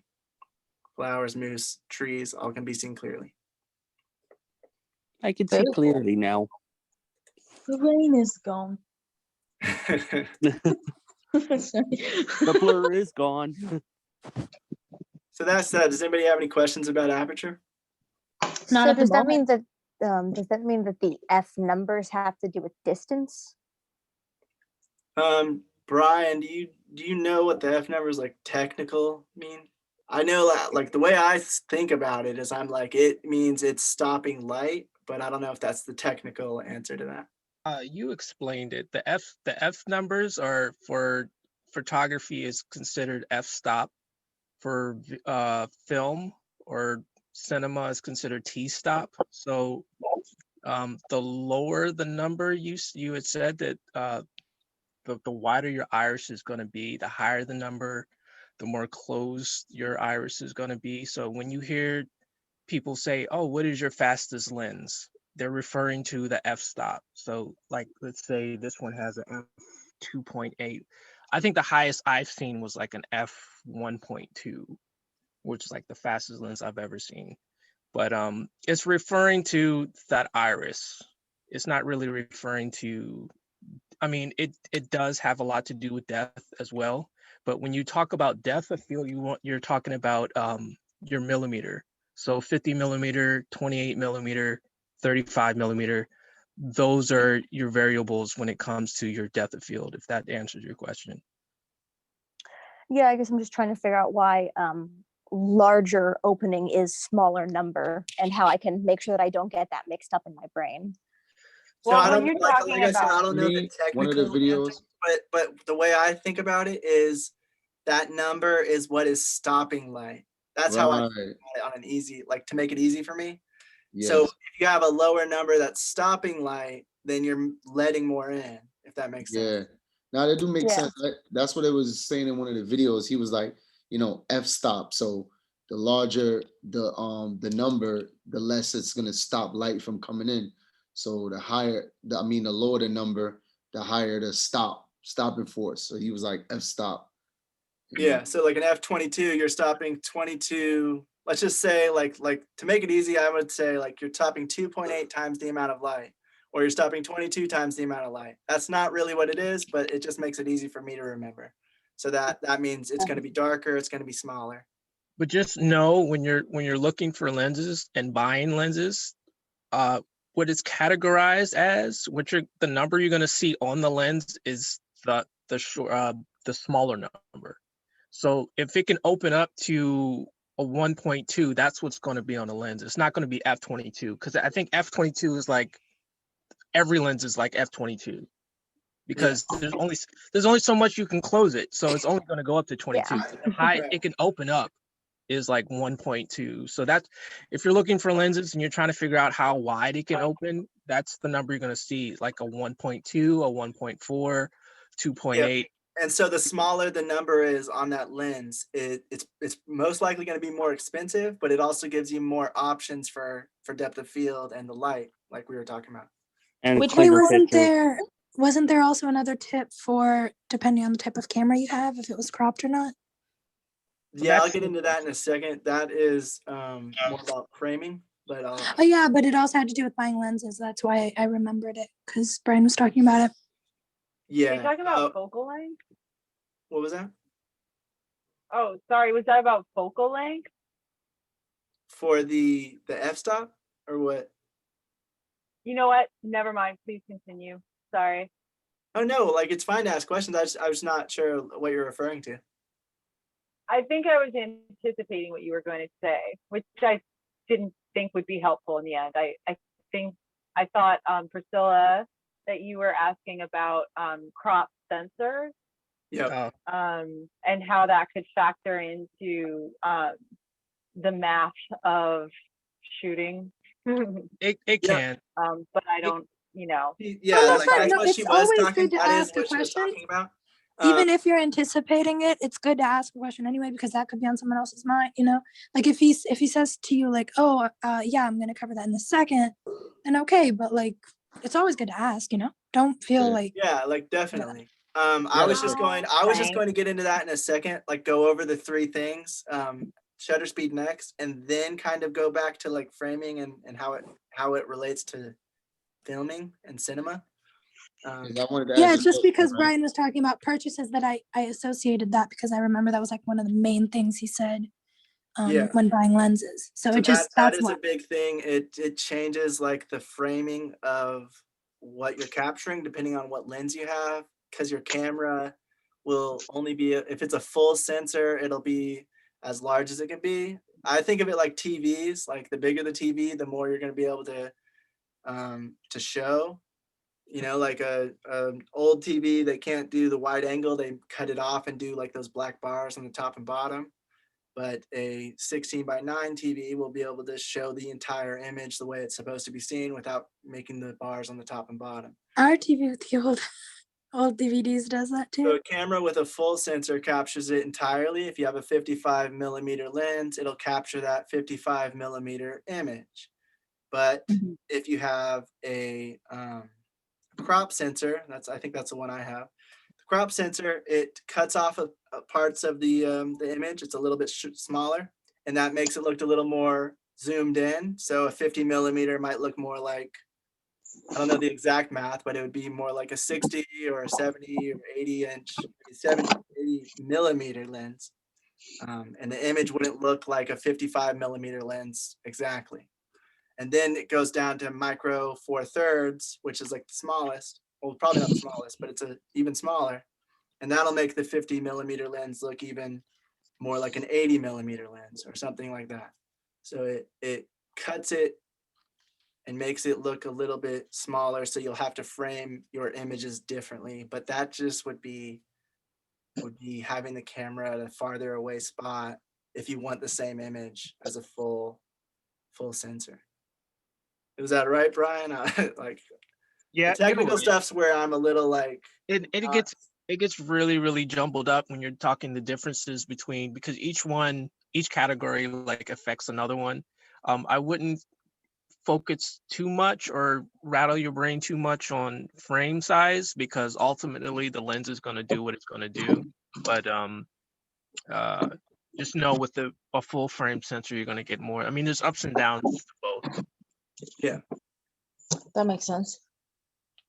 So, okay. question, right? So somebody asked, and I want to see if anybody can answer this. Sometimes actors are asked not to wear stripes, and that is a focus problem for all cameras. Is that something that can be modified in settings, or is that a type of camera or lens, or is it just all cameras? That's a sensor thing. So what happens is, I actually had that issue. So it's not really stripes, it's more or less the fabric of the material you're sure. So if it's like a I don't know what fabric it is, but I think it's cotton. Is it cotton? I think it is. I want to say it is, but I'm not sure. You But say cotton. I don't think there's no cotton. Yeah, I feel like it was a viscose. No, not a viscose. It was like a, gosh, I don't know fabrics either, but I remember it was polyester. It's not silk, maybe polyester. I don't know, but because I feel like silk is way too common for that to be it. yeah.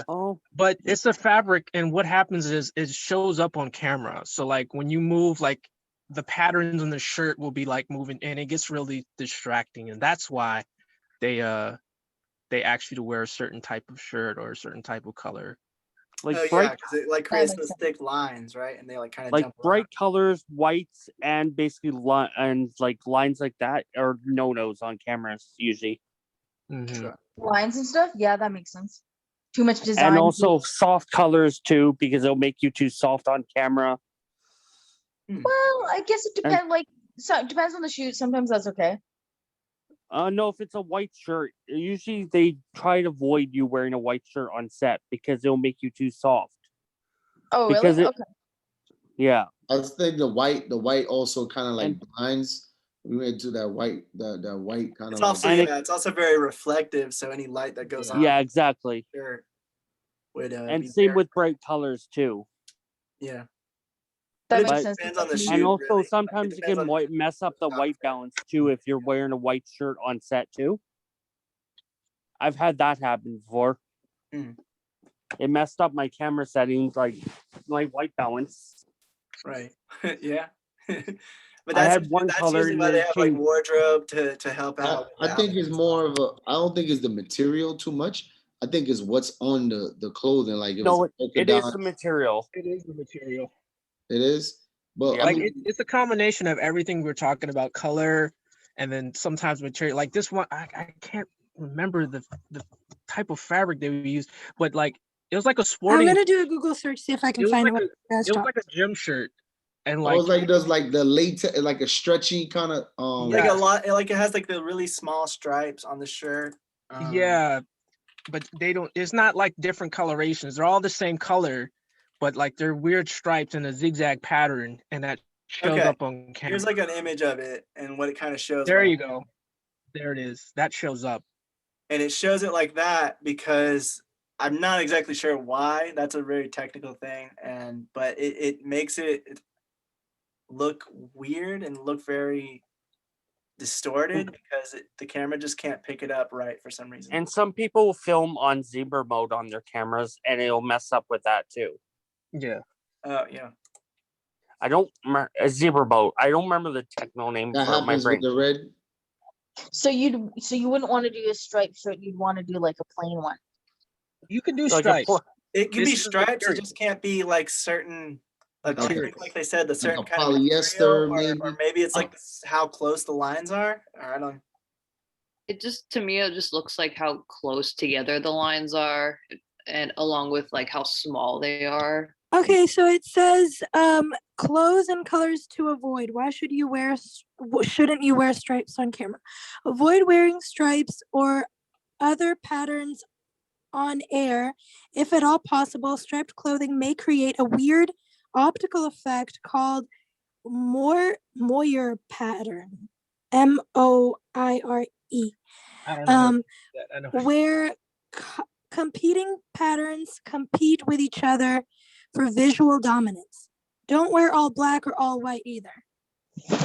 So it might just be the pattern from the sounds of this. I know there's a material. I just can't think of it right well, let now. me It's gotta see, be like spandex or something, because spandex is very reflective. Clothing with very small patterns, like skinny stripes or any polka dots. Solid is super bright colors, like bright orange, lime green. Clothes that are too baggy or too tight. What the heck? Huh. I'm just thinking about patterns. It doesn't.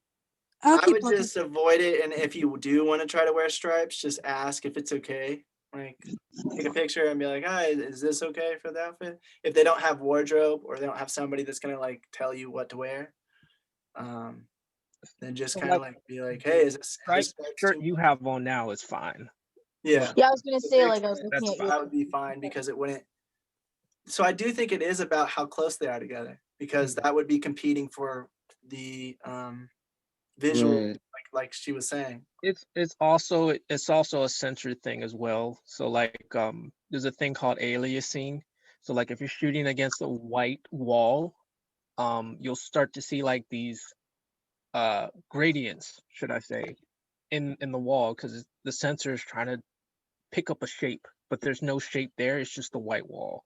Gotcha. And it does this in shadows too, but it's mainly like if you're that's why you see like when you're on set, they'll fight hard to put something in the background, because the camera needs something to make a shape out of. Because there's nothing there, it's just gonna look weird.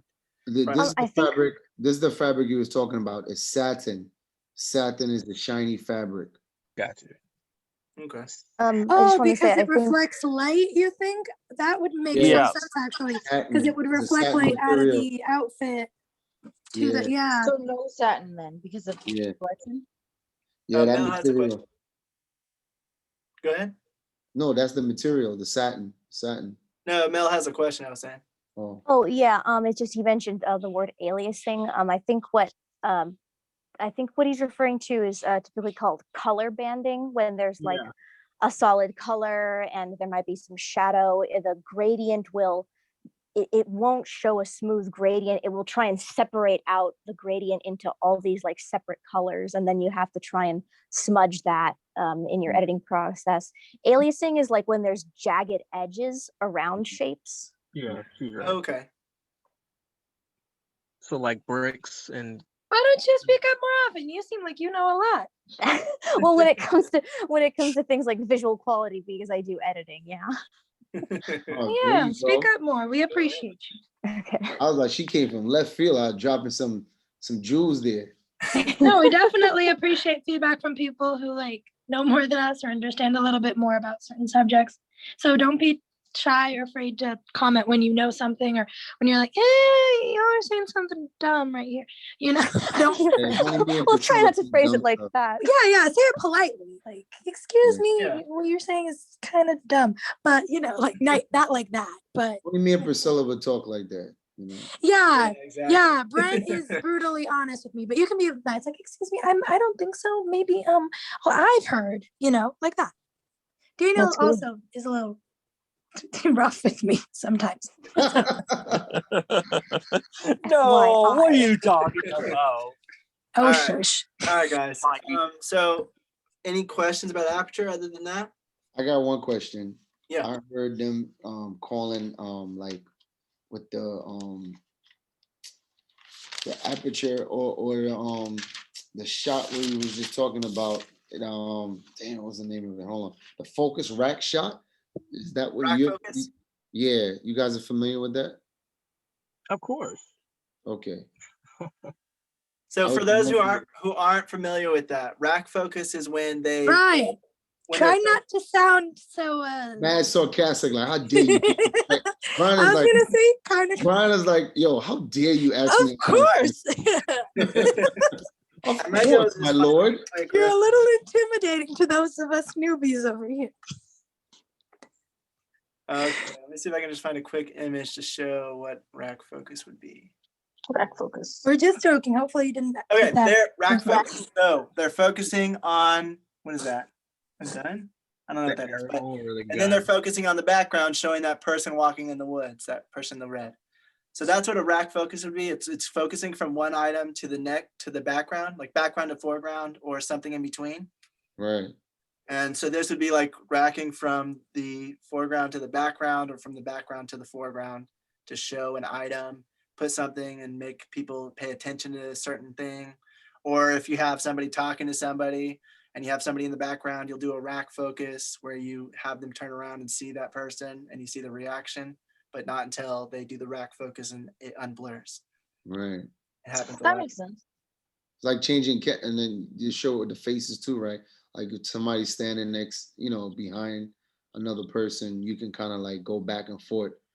Yeah. And you'll rack focus back and forth depending on who's talking or when you want to show the other person's reaction. Right. And that's what rack focusing is. So what was your comment on that, Brent? Brian answered me already. Oh, okay. Gotcha. So any other questions about Aperture though? Oh, one thing I wanted to mention is they also say if it's a shallow depth of field, shallow means that the aperture is more open. It's not capturing as much things in focus. So it has a shallow depth of field. And a full, wait, no, not a full, what do they call the opposite of a shallow depth of field? Does anybody know? Full. Is it full? Slow. What was that? Slow, I said. Brian, you got anything for me? Okay, shallow depth of field means that it's open. And is it full? I want it's full, right? I'm gonna go with full. Full depth. Full depth of field means that it would be like as fully closed as it can be so that everything's in focus. Thanks for your support, Brian. And that's about it for Aperture. That makes sense. Okay. So Aperture opens and closes, makes it more or less in focus for different things. And it brings in more light the more open it is. And it closes out more light the more small it is. Then, okay, and then shutter speed. Just know, when you're opening your iris, you're letting in more light. So you're going to be adjusting your ISO. You're going to be adjusting your shutter speed. You don't really want to touch your shutter speed when you're talking about film. You can get away with it with photography a little bit, but ultimately they have a thing called an ND filter. So when you open your ISO all the way up to get shallow depth of field, and you have this overexposed image, instead of adjusting your ISO or your shutter speed, you will put an ND, which is like it's like a sunglasses for your lens. You put that over it. Kind of looks like that. So it's like a lens. There's different color. There's different shades, and just like sunglasses, but it's for the camera, for the lens. And that's what he said. It's neutral density is what the actual term is, but they call it ND filter. So Brian, could you say that again? That's when you open up your lens all the way. Like let's say you want to get some shallow depth of field. You got a nice shot and you want to get some shadow. So you open up your lens all the way up. Like now, naturally, you see this picture here. The picture is overexposed, but you don't want to adjust. You don't want to. I mean, you can bring down your ISO, but the farthest your ISO is going to go is to 100, and then it's going to be, or 200, but you're still going to be overexposed. So then the next step will be somebody to start changing their shutter speed, but you don't want to touch your shutter speed because you're going to affect the motion of Right. it's going to look really weird and really choppy. So in order to get a proper exposure without adjusting your shutter speed is to use this ND filter. Okay. And they come in different stops. There's ND4, ND8, all the way up and so forth. And then you can stack the filters on there as well to compensate for that. Okay. And also, if you change it too much, it's going to look very drastic from each scene to each scene. Mm-hmm. Yeah. Yeah, you want to maintain the shutter speed throughout the whole. Well, you want to keep that continuity going, like keep it looking pretty same. So basically, when it comes to the ISO, you really don't want to mess with the ISO too much. You just more the ISO can be changed. The shutter speed you want to leave the same. Oh, I mean, pretty much if you're shooting in the day, you're gonna bring your ISO down anyway. Right. Right. So, but it only goes down so much. So it'll be like at 100, and you're still overexposed by a lot. So then the next step would be to change your shutter speed. But if you're dealing with frame rates and stuff like that, it's going to affect the motion and everything else. So you don't want to do that. You kind of want to put an ND filter on there. Right. Okay. Makes sense. Yeah.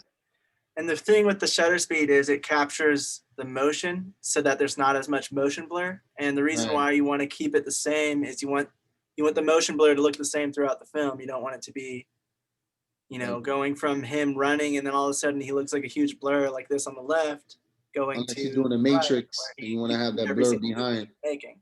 Right. But then you can use that for like if you want to have that like that look of the guy like he's running and his shadow is following him. You would want to use that for like the Matrix or something like that. Could that work as well too? Being I think that would just be an effect in post. Yeah, that would be because otherwise he would be blurred, and you don't want him to be blurred if you just want like a shadow to follow him but from behind, as if he's going quickly. I think it's like the same technique you'd use, like kind of how you do animation stuff, where you kind of like play around with like the frames and multiply the frame rates to kind of like give that effect or something along those lines. So it's frame rate versus shutter speed. So photographers really don't worry about frame rate too much as far as film goes, but shutter speed they use that to get, like, let's say you see this picture of this guy running here. So you want him to be all in focus. So you get him in focus and then you're following him with the camera, and then you would adjust your shutter speed to keep him in focus while the background is still blurry. And it kind of gives like this rushed, like this crazy, in movement Japanese looking effect to it. Right. Adrenaline but let's say adrenaline shots. Sure. Yeah. So like you want to get the motion. Photographers use this a lot. Like if you see like what do you call it? The sprint runners. Yeah, a lot of those pictures where they're moving, but they're in clear focus, but the background is like blurred out in the back. Right. Like, that's how they capture it, is with shutter speed. They've heightened their shutter speed or open now. I want to say they've made it. They've adjusted it so that it captures the subject, like a 132 or something like that. Or but if you want everything to be in focus or everything to be like in shape or some sort, you would have to adjust your shutter speed to whatever variable. I'm not big on the numbers or anything like that. So from what we were seeing this week, so shutter speed, you want in video and film, you usually want it to be around double the amount of whatever the frame rate you're using. So if you're using 24 frames per second, if you have either a shutter speed of 150 or 1/48, that's the one you'd want to use. And that will keep the motion looking how we see it with our eyes in the real world. And then they were talking about how you might want to up the shutter speed sometimes, especially if you're capturing something for slow motion. You want to up that shutter speed because that motion is going to be going really slow. You want to see every single shot, every single frame, and you would up the shutter speed to capture more of that motion. But if you up the shutter speed too much and you leave the frame rate down, I'm sorry, I'm talking about frame rate. the frame rate would be higher for the capturing the motion. Frame rate is like if you're using 24 frames per second, which is usually what's used in film, 24 frames per second means there's 24 pictures in that second. And when you're editing, you can actually go between each and every single frame. Oh, honey, sorry to interrupt you, but just because it's already 11 and people are trying to leave, I just like to let you guys know for the people that are in the screenwriting WhatsApp that I'm going to be sending out an email tomorrow afternoon explaining how the first meeting is going to go. The first meeting is going to be next Friday, 9 p.m. Eastern. That's what most people agreed with. And so I'm going to be sending an email out to everyone by tomorrow night. So look out for that. So it doesn't start tomorrow, it starts in a week. No, it starts next Friday, yes. But I'm going to send out the email a week in advance just to let everybody know, ask if anyone has any suggestions or any thing they'd like to, add or anything like that, Sounds great. And then for the screenwriting, is it just kind of continuation from like the last screenwriting we were kind of doing? Yeah, like I said, what we're going to be doing is trying to mix still learning some stuff that we think we could still use knowledge in, like, oh, I would like to learn more about this because I feel like I didn't grasp it as well last semester, or I'd like to learn this in more detail, and we're going to be working on that. Yeah. But also I wanted to make it a little less formal than this and be able to brainstorm together, have like exercises just like we did last semester, and just help each other improve and critique on each other's work and that kind of thing, Yeah, no, I love that. And I really appreciate like all of the effort and stuff that you guys are putting in. It's awesome. Because it's a lot of work. I appreciate you too, Sarah, especially for the acting thing. Like, I've been trying so hard to get in. These weeks have been so busy because, the first weeks of the group. But I really want to check it out and see how you guys are doing. And no, thank you. Friend. Yeah. Feel free anytime, no rush. I'm going to keep it going. So, yeah. That's my comment on that one. So, back to this. All right, bye, Mel. Bye. Sorry, I just saw that people were leaving, so I thought I might as well mention it for those that were waiting on. Everybody, once this is over. Yeah, sorry, I just wanted to make sure I mentioned it while most people are still here, so that those who are waiting on hey, when are we going to get to know anything, blah, blah, blah, would be informed, Yeah. Mm-hmm. Sorry, go ahead. So shutter speed with like Brian was talking about, shutter speed with photography is used mainly just to capture that image. If you want it to capture it and make it look more silky, if you want it to have more motion blur, or if you want to capture something really quick, then you'll up your shutter speed or lower it, and they don't really worry about anything else as much as filmographers or cinematographers, what do you want to call it. But in film, you use frames per second, and frames per second is how many pictures that camera's taking within that second, making it look like there's movement. As you can see in this picture right here, if you have it at 60 frames per second, there's going to be no motion blur at all. And this is the thing that makes some people put off. They don't like when a film has this much, has a high frame rate like that, because it doesn't have any motion blur and it makes it not look real, because in real life, our eyes see things with motion blur. When you're waving your hand like this, or you're moving your head back and forth, you see a little bit of motion blur because you're not fully picking up on that image.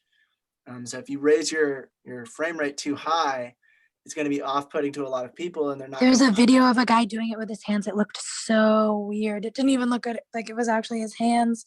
So before you're capturing every single frame, like his hand, and you can see it clearly and fully. It's fully sharp, and there's no motion blur at all. There's nothing blurred, and it doesn't look real, because that's not how we see things in real life.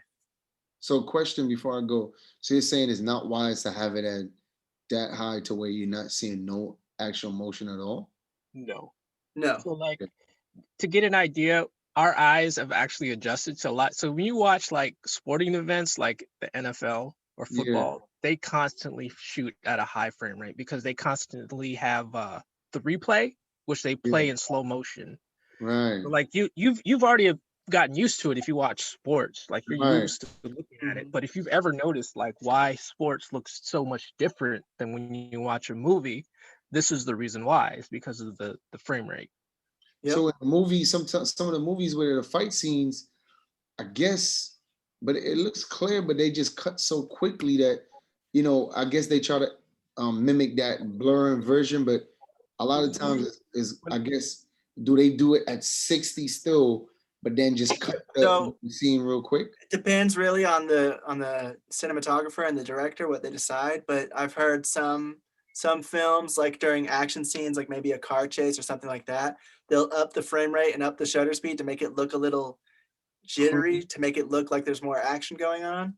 Oh, okay. And to keep it all clear, if they want to slow something down, then they'll definitely have a higher frame rate during that slow motion part, Gotcha. just so it's clear. Because if it's not clear, it's just going to look like blur for the Right. entire time you're in slow motion. System UI server, low battery. Gotcha. What was All that? right. Low battery. Okay.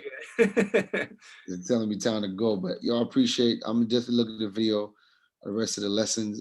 Thanks guys. Have a good night. It was a great class. How do you get that British Siri? I've been trying to find another British Siri. My British Siri guy sucks. I'm not gonna tell you how to get it, but good night. All right. Good night, Brett. Right. So they usually use 24 frames per second for film, 30 frames per second for video, 60 or higher for slow motion.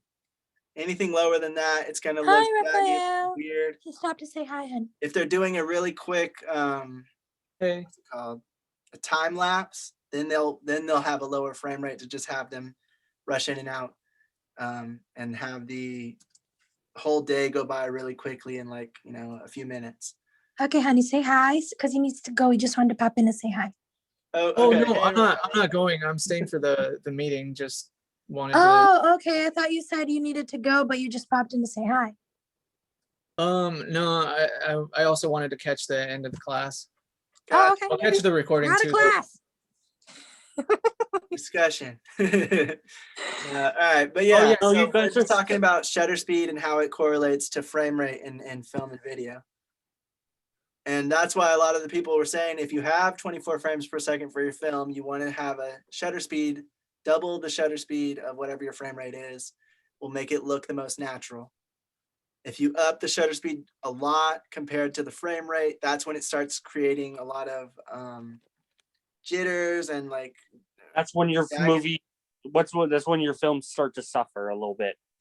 Yeah, and especially with lighting, if you have your shutter speed too high, lights are actually not constant. We just see that as with our eyes. They flicker at a certain speed, and if you raise your shutter speed past that, like let's say if my light bulb only flickers at 1/500th of a second, and I raise my shutter speed to 1/1000th, that means every two how do I say that? It's just gonna make it look like the light is flickering on and off when really it doesn't, not in real life for our eyes. But the camera's capturing more information than I can with my own eyes, and it'll make it look like the lights are flickering. That makes sense. That's cool. And that's why shutter speed is really important to keep constant, because you want it to look the same. You don't want it to look slower or look faster than it did in the last scene or the last moment. You want it to always look the same. And that's when, you know, when you're doing special effects, when you're doing slow motion scenes, it's important to make sure you know when to switch it and when to switch back to your other. Oh, for those of you that finish, sorry, honey, I just wanted to state this because I remembered. For those of you that watch half and then need to go for whatever reason, we always start at 9 p.m. Eastern, and then we wait for people to come in for a few minutes, and then we probably start around 9:06 to 9:10. So if you want to like find where you left, try, maybe a good tip would be, oh, what time am I leaving? I look at the time, write it in notes or something, and then when my notes app, and then when I come to the recording, I'm like, okay, this was an hour or so later, you know, because that might help. Because I've seen that some people get a little lost sometimes, and they're like, oh, I'm trying to find where we Yeah, because there's so much information going around. Like it's such a long video sometimes. It's hard to compact this all into one meeting, but we're trying. And so if you're leaving at 11, then just know that you're probably about 2 hours into the recording, somewhere around there. And you can just start from there on YouTube and find your place. Yeah, I'm sure most people know this, but I know some people have like joked with it, like, oh, it's hard to find myself later because it's so long or whatever. So once you have all those three elements, the shutter speed, the aperture, and the ISO, you always want to have the tip is to always have your ISO at the lowest setting you can, because you don't want to introduce any noise. And then from whatever you have to set your aperture to, you set your shutter speed and you set your shutter speed up and then your aperture, and that's why you have things like the ND filters, so that you can put those over the camera if it's too bright without having to change any of the settings. And all those things together make up the triangle of exposure, and that's where you find what you need to set your camera settings to get perfect exposure, so it's not overexposed or underexposed. But moving on from that, does anybody have any questions or comments on any of those three things?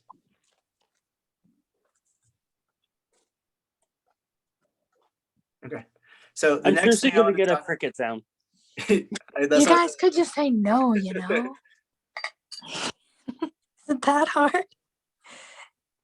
It's like, nope.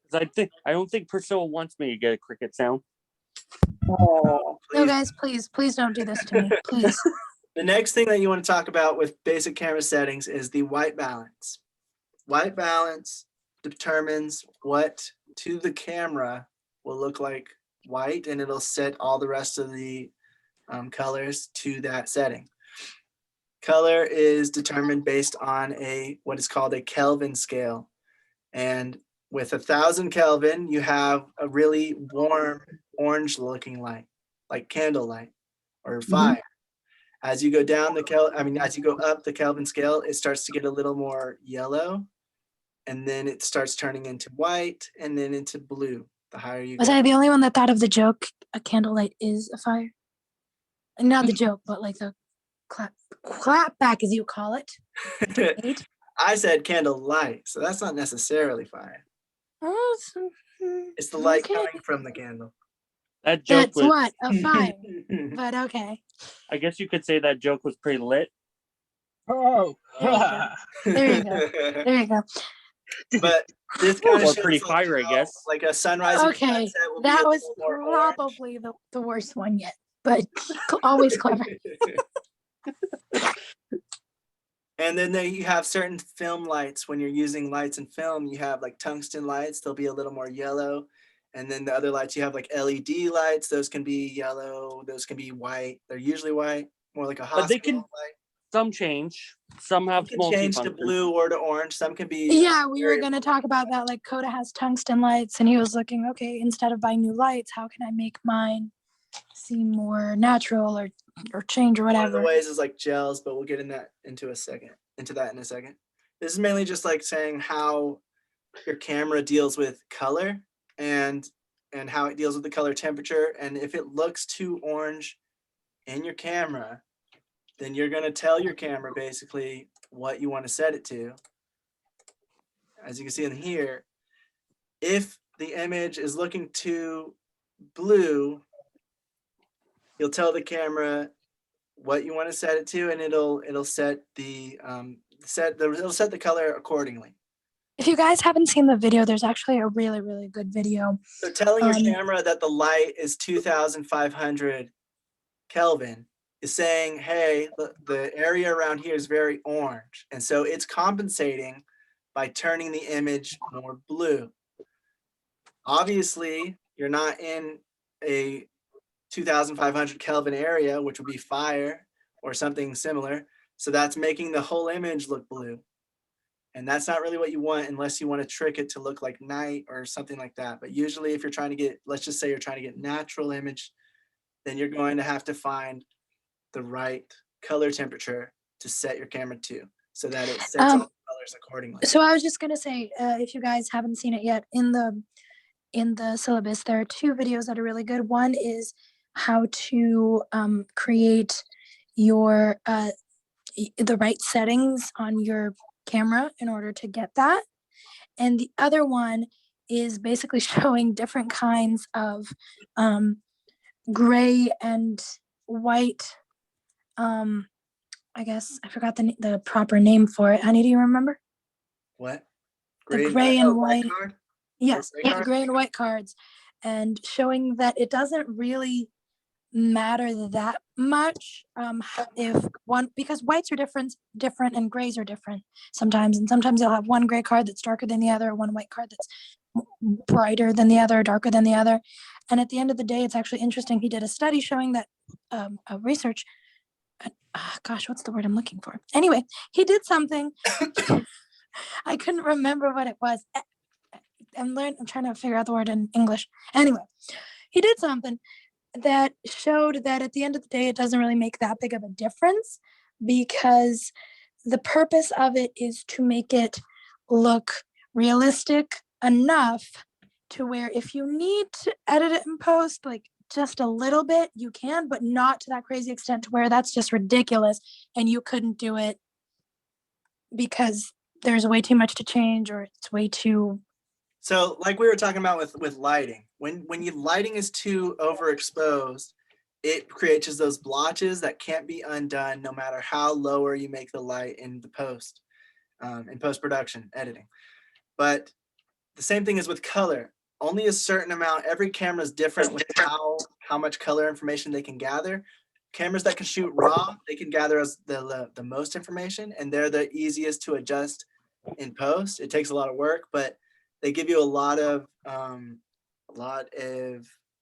control over the color and how you can adjust it later in post. But anything that's not shooting in raw, you want to get it right on set, because if you have it too orange or too blue and you're like, oh, I'll fix that later, it's not going to look the same.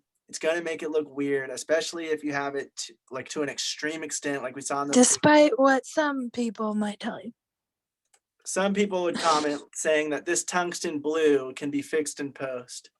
And it's like, no, it can't, because it's not going to look the same. If you have that blue and it's over here on that sun and you're trying to turn the sun back into its original color, it's going to change the entire image. The entire image is going to get way too orange or purple, even depending on how extreme of a color you have it set. So always try to match it and get it correct on set so you don't have to deal with that later. Yeah, please don't listen to the people that are like, oh, you can just fix it in post. Everything can't be fixed in post. Yeah, don't. Yeah, do there's- not listen. There's I a learned that the new hard way. thing now. They'll say fix it in post, but there's a new thing going on. The new thing is, oh, just shoot raw. Oh, okay. Yeah, I've heard that. They say with raw you can go either, which is true. You can shift either way in raw, but me personally, I don't care. Like if I'm shooting raw, I'm still gonna get the white balance correct the first time. Like I'd rather have it Because right. why waste so much time when it doesn't take much time to get it right on set? Like you just automatically set it, or you manually set it to your card, and then there you go. Yeah, why would you want It's not all that that big of extra a deal. And work? people act like you can always adjust it later, but why not try to get it as close as you can to what you actually want? That's what I don't think people say that. Like, oh, just do it later. That's so much work for them. Yeah. Especially if you're the one editing. Hey, I'm not sure how relevant this is. Yeah, go ahead. But I did see, I can't remember, like I can probably find it, but there was this like YouTube video I saw of this movie. I think it was like a crappy like B movie or something. But oh my gosh, your picture's so cute. But what they tried to do is that they were trying to shoot a night scene, but it was like in the day. So they had it with like I can't remember what it was that you had on, but it had that really blue hue to try to make it night. But it wasn't genuine. Like it was coming off very, like it just had a blue filter on it.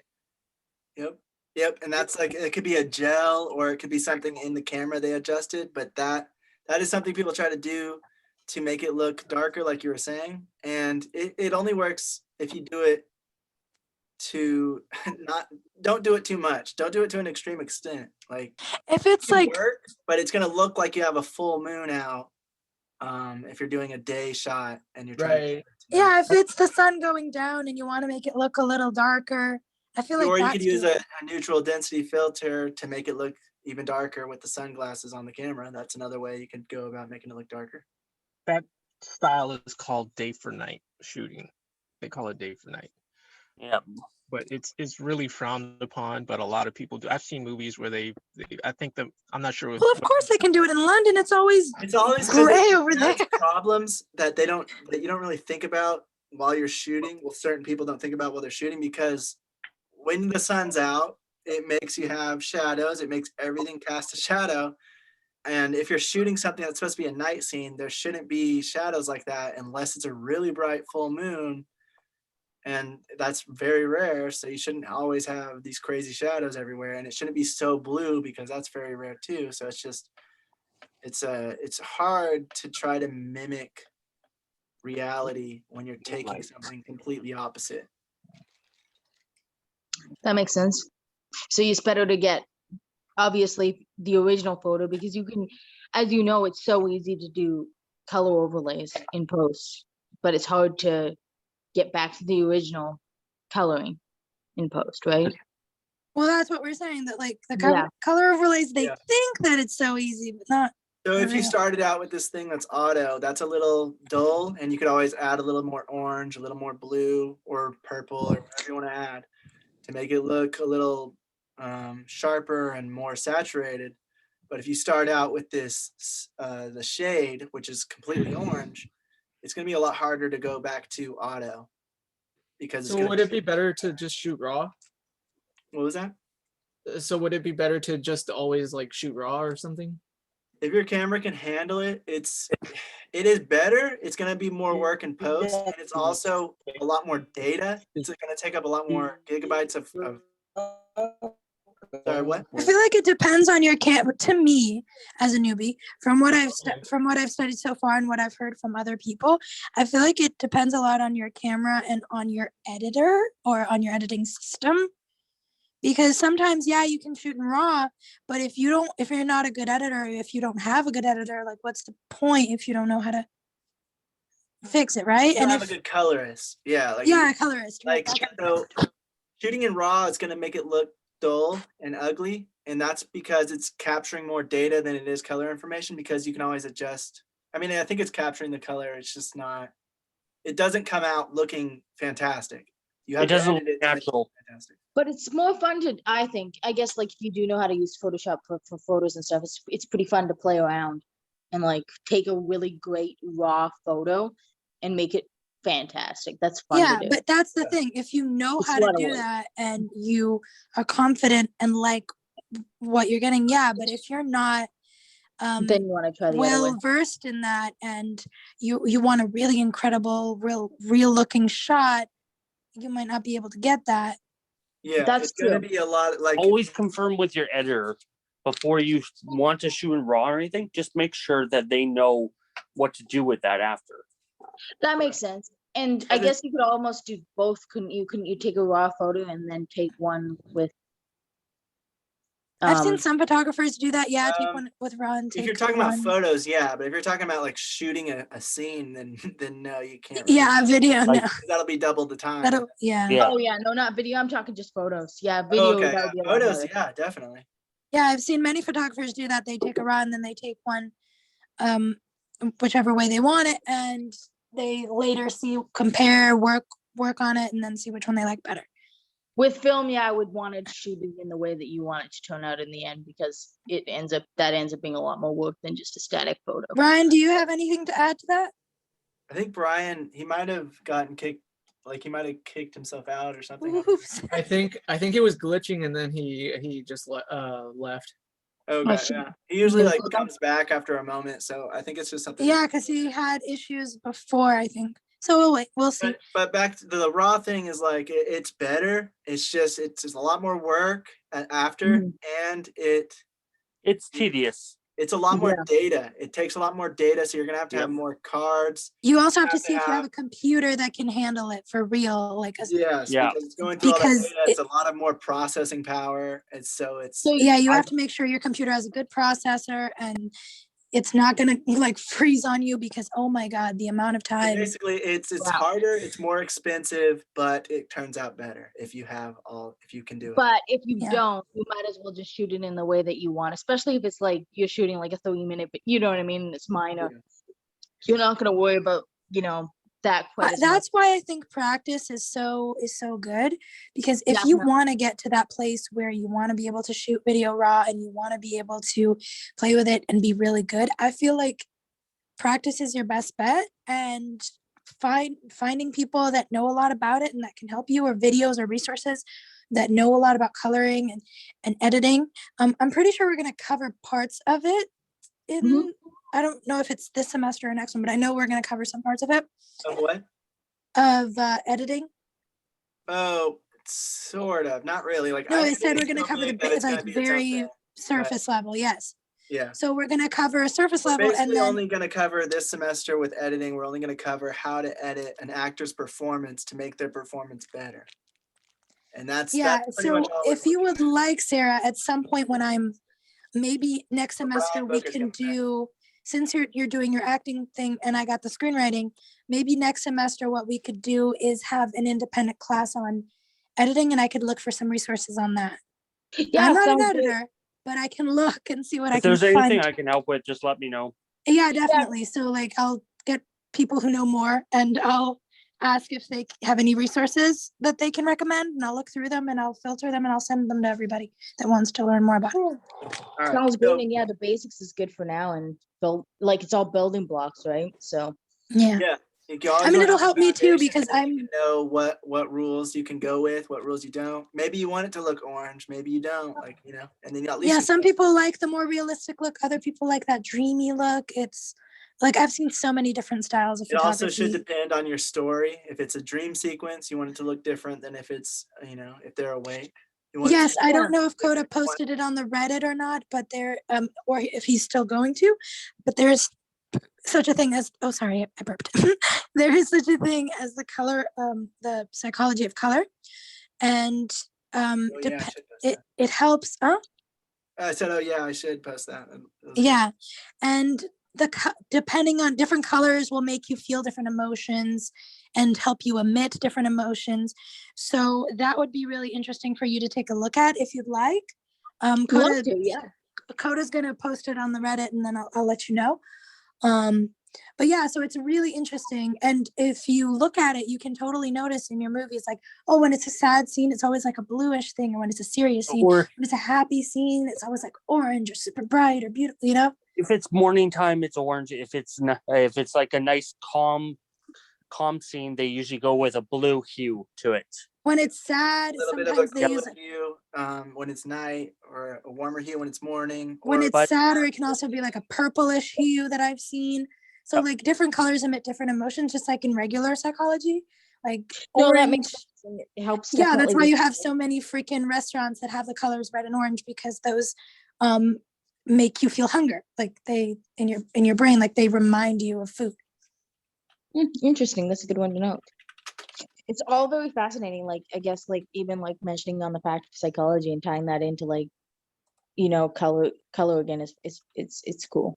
Yeah, music too. Like if you notice places that know more about it, they will play a certain kind of music that will psychologically make you want to buy more. It's like this is completely off topic, but it's like McDonald's uses the smell of fresh leather. Basically, it makes you hungry.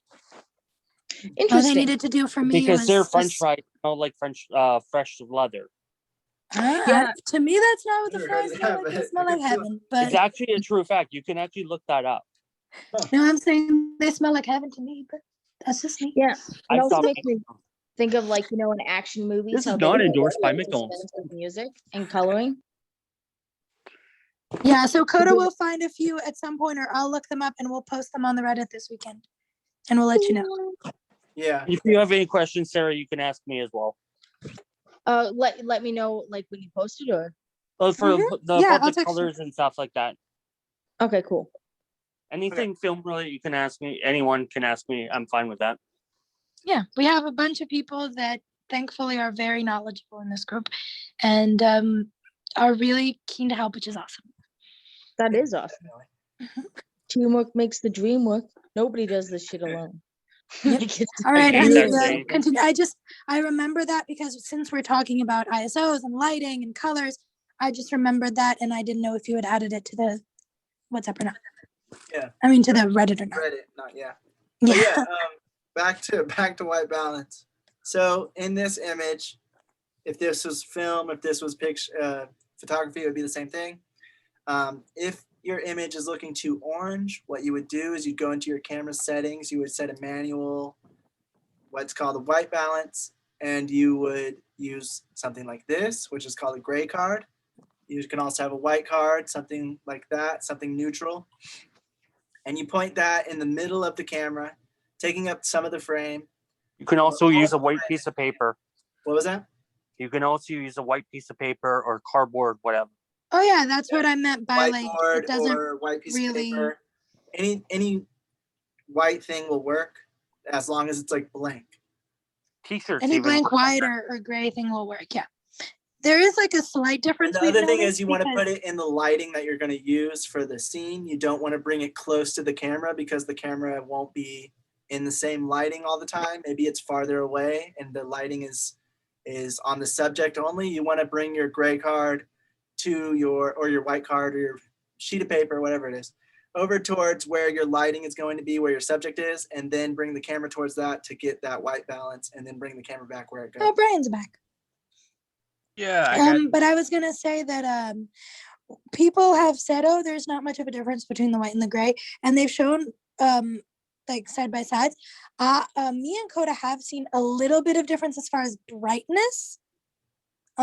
Use a gray card, it does turn out to make the whole image look a little bit darker, but it's pretty much the same thing. And you can always brighten it a little bit in post, but the gray card does tend to make it look a little darker overall, and then the white card makes it look. What is this? There, I sent you a link for something else that I use myself. Yep. That was in one of the things. So yeah, that was in one of the videos too. I own 3 of them, 3 sets of those. Cool. Oh, Daniel, it won't let me open it. Okay, I'll send it to you somewhere. Okay. All right. Yeah, you'll use something like this in your camera. You'll bring it in the middle of the frame or the whole frame if you can, and you'll click the manual white balance button, and it'll understand that means that item is white or gray, and it'll adjust the rest of the colors accordingly so that something like this, when it's too orange, will start to look more like this because it adjusts everything else to make it look natural. It's a lot cleaner picture or video.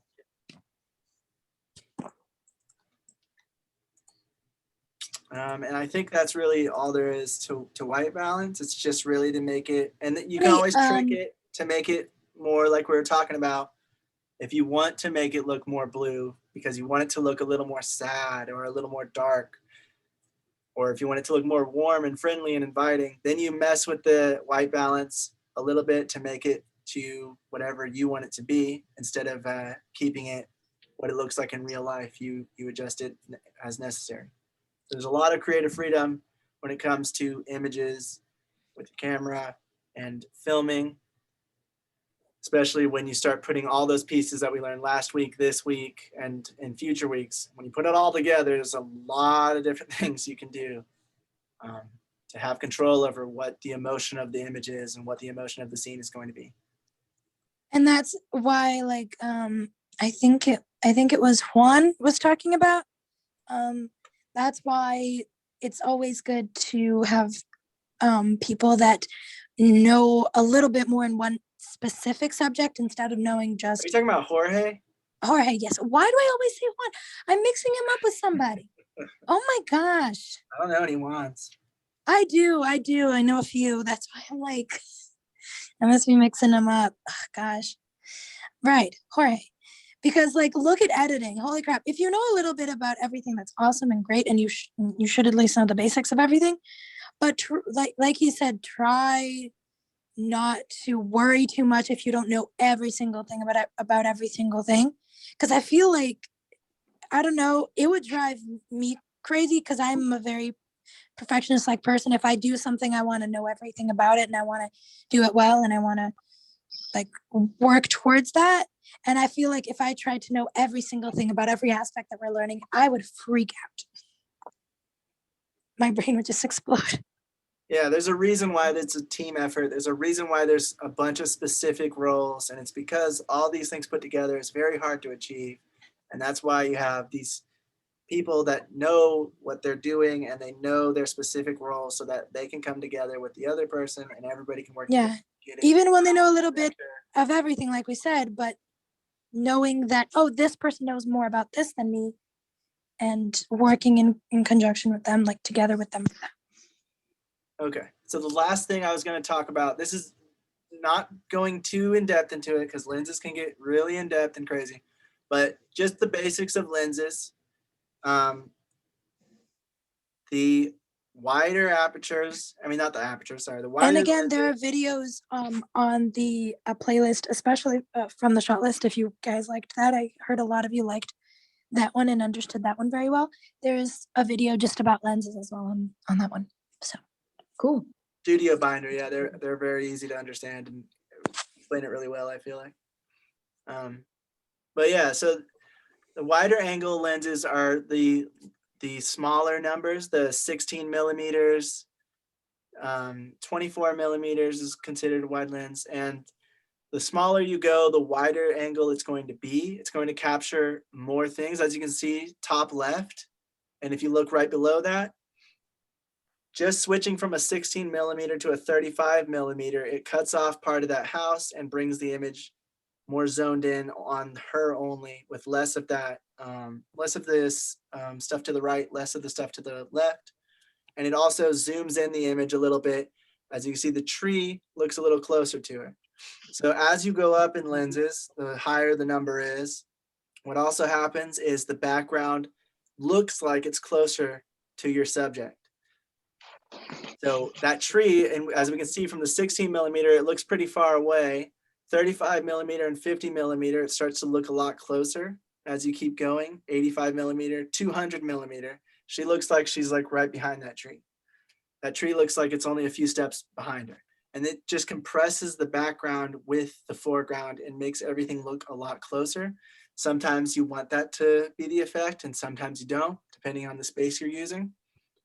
Another thing that lenses will do, as you can see in the middle, when you have wide angle lenses, the middle is more pronounced.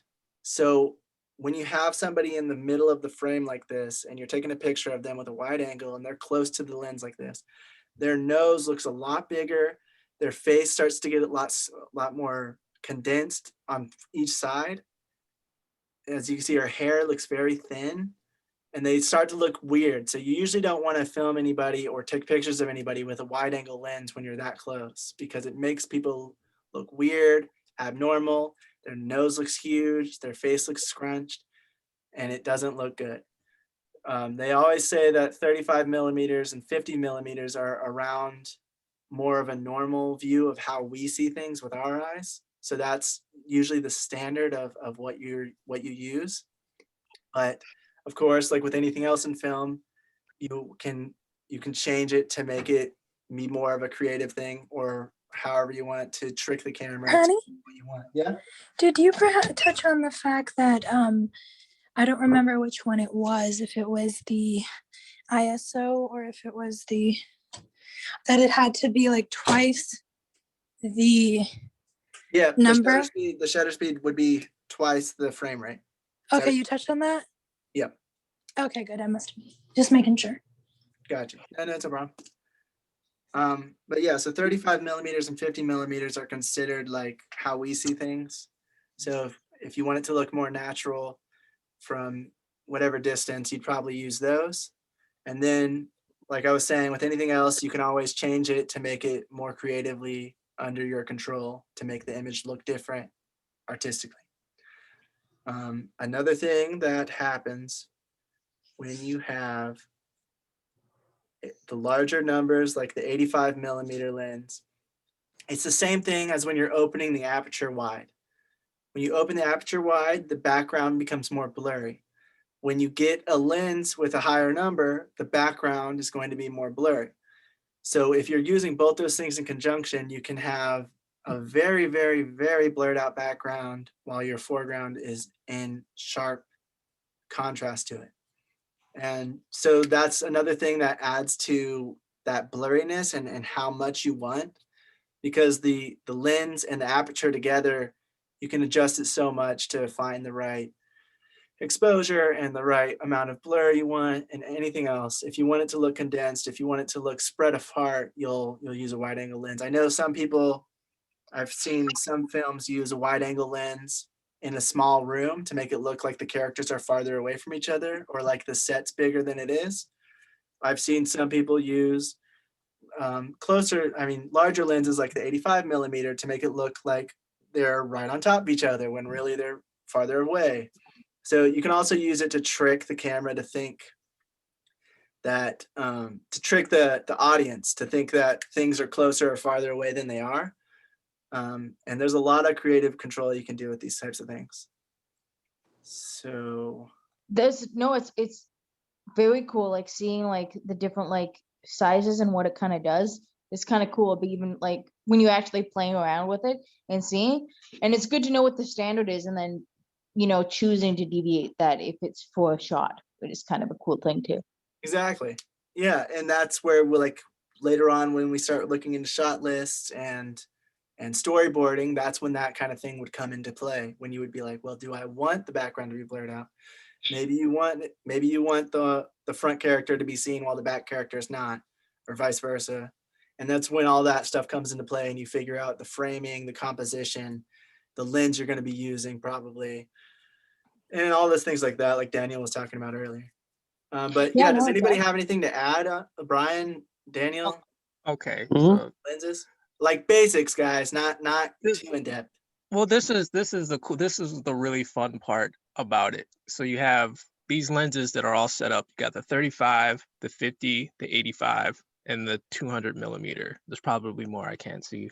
Yeah, if I scroll up, there's a 16 at the top, but that's all. Yeah, the 16. So stay right there on the 16. Gotcha. So like you were saying, the 35 and the 24 are kind of like they say the 50 and the 35 are like the norm, but then when you go into like the 16 millimeter, so you had mentioned how distorted her face looks. So what you did not go over was something that's kind of like depth of field, but a different aspect. This is called foreshadowing, I believe. I'm not sure where's Liz at. Is she in the group? I think she left already. But I believe it's called foreshadowing. So what this means is because the lens is very, very wide, it kind of like compensates for the depth of field a little bit. So what's happening is, because there's less the wider you go, the less depth of field you get. So that means like the wider the lens, the harder it is to play focus tricks with it. So like if you have a really wide lens, you really don't have to worry about focusing much.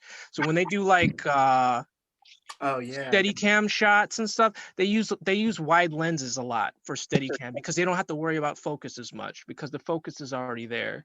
So foreshadowing is when you have like a really wide lens, like the 16 millimeters, like the perfect example of it. And let's just say, you see how the girl's face is like big, like dead in the center, but let's just say her fist was like right up in the camera. Because the lens is so wide, you'd be able to get her entire fist like right into the I'd have to show you guys an example. Oh, I kind of see what you're saying. Yeah, I'm picturing it. Yes. So if you've ever seen like those, let me see if I can find what you're saying, and then we can see if it's like an old school movie foreshadowing, poster. you call it? Yes.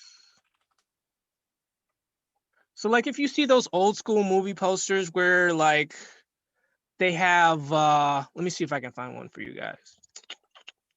I think I know foreshadowing in like a story sense, so I think that's what it's picking up.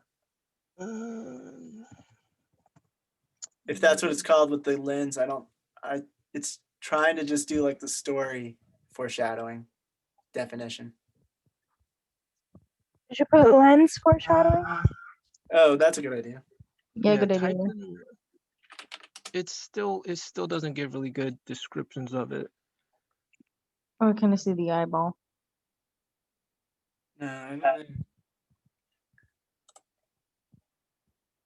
Movie poster.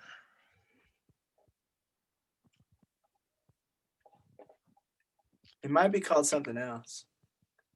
Yeah, I think it's called something else. It has a specific name. Okay. It has a specific name, but what's going on what's going on with that is like, because the lens is so wide, it's able to get everything into one frame. So it's kind of like compensating for it. So her fist, let's say her fist was in the she was holding her hand out, and her hand would, you get all her hand, and it'd be really big. Her hand would literally be the size of her head. Yeah. The closer it is to the lens, yeah. Yeah. So Ooh, that's effect. yeah, it will give that kind of effect. So the 16 is like where it kind of breaks off at, where it's like you can kind of get away with using that lens, but once you go like, I think the 18 millimeter is a little bit more normal, but once you go under 18 or 16, I think the next is like the 14 millimeter to the 12. That's where it starts to get distorted, and it becomes what you call a fisheye lens, which a lot of skateboarders use it. Like people are filming bugs. Yeah. Just about any Busta Rhymes music video. They use this lens a lot in old school 90s music videos. Let me see. There you go, something like that. Busta Rhymes music video. That's extreme. This is an extreme. This is that's a macro, so that's a little bit, yeah. Yeah, this is an extreme distortion. So like the wider you get, like once you get into like the 8 and the 6 millimeters, you're gonna get this distortion, and it kind of looks like you're looking through a peephole or something like that. So yeah, there's a see like how the building in the middle looks a lot. It's the same size all over, but it looks really big in the middle, and then it starts to looks stretched. It looks curved. Yeah, stretched, curved. So to avoid that, you want to go up a little bit. You want to stay in the you get this distortion once you get into like the 12 millimeter, the 14 millimeter. So you'd want to stay at 16 to 18 millimeter, but to use those to get like these really, really wide. If you've ever seen, what shot is that in Times Square, New York, where they get like the full shot of that one corner building, and it's like a huge building, but somehow they can get it all in the frame. They would use these extreme wide lenses. Oh, brain's not working.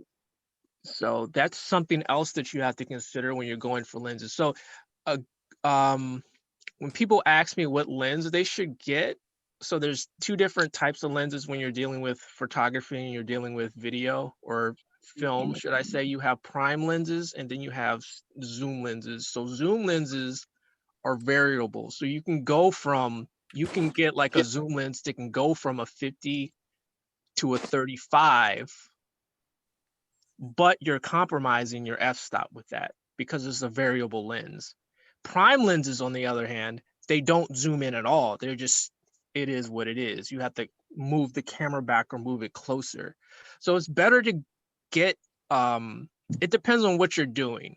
Like if you're doing news and stuff like that, I would suggest you go ahead and get a zoom lens, because, you'd be able to get a multiple, zooms and different types of angles and shots with one lens. But if you're doing film, I would suggest going with primes.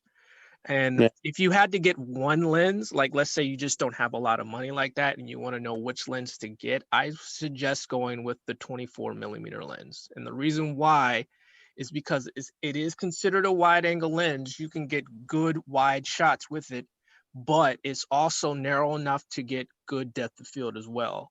So you should be able to get good close-ups with it, but then you should be able to pull out wide enough to get a lot of good wide shots as well. It's kind of like the in-between lens that kind of like filters. People would say the 50 is the 50 millimeter is a good lens, but the 24 is more, for me, it's like my go-to lens. So like if I was going on a trip and I can only bring one lens, I would bring in the 24. Interesting, yeah, because I've heard like 35 from most people, but 24, nice. Yeah, 34 is good. I mean, 35 is good too, but I just like the 20. The 24 has more, it's just wider. So if I ever need to get like a really wide shot, I can still do that. or if I need to get a shot where I need some shallow depth of field, I can still pull that off. Gotcha. So Cool. I go with the 24. But yeah, I like that you brought that up because like in this image, like he was talking about, if you have a zoom lens, the other thing that happens is that focus, the focal length is also changed as you zoom in or zoom out. It changes like that, what's in focus, what's not. It becomes more like another lens. Like it's, if you zoom in, the background comes closer towards the girl, just as if you would if you were changing the prime lens. And that's the difference between like if you have that zoom lens and you're zooming in with it, it's going to make that background come closer to her, compared to walking towards her with a prime lens or with a zoom lens set at a certain millimeter, set at a certain prime, pretty much. It'll make the background stay where it is instead of coming closer as you zoom in towards her and walk farther away. The farther away you get and closer you zoom in, that's what makes the background condense closer to your subject. So it depends a lot, but that's why, like you said, that's why most people in film, they use primes because it gives them a little more control because they can move around and it makes it look a little more natural. But certain times they'll have zoom lenses to make a certain effect, or if they want to make them look dizzy or drugged or something like that, they'll probably use a zoom lens to zoom in while focusing on the subject so that it all distorts, the background gets closer or farther away if they zoom out, and it makes everything a little weird, a little different. And so you kind of get that sense of them being nervous or having some kind of medical attack or being drug induced, something like that. So there's a lot of different tricks to it when you're using zooms compared to primes. But like you said, the zoom lens will give you more options compared to the prime. So they're also more expensive because they have more, they have that zoom functionality within the lens. It's going to make it more expensive if you're buying it for the first time.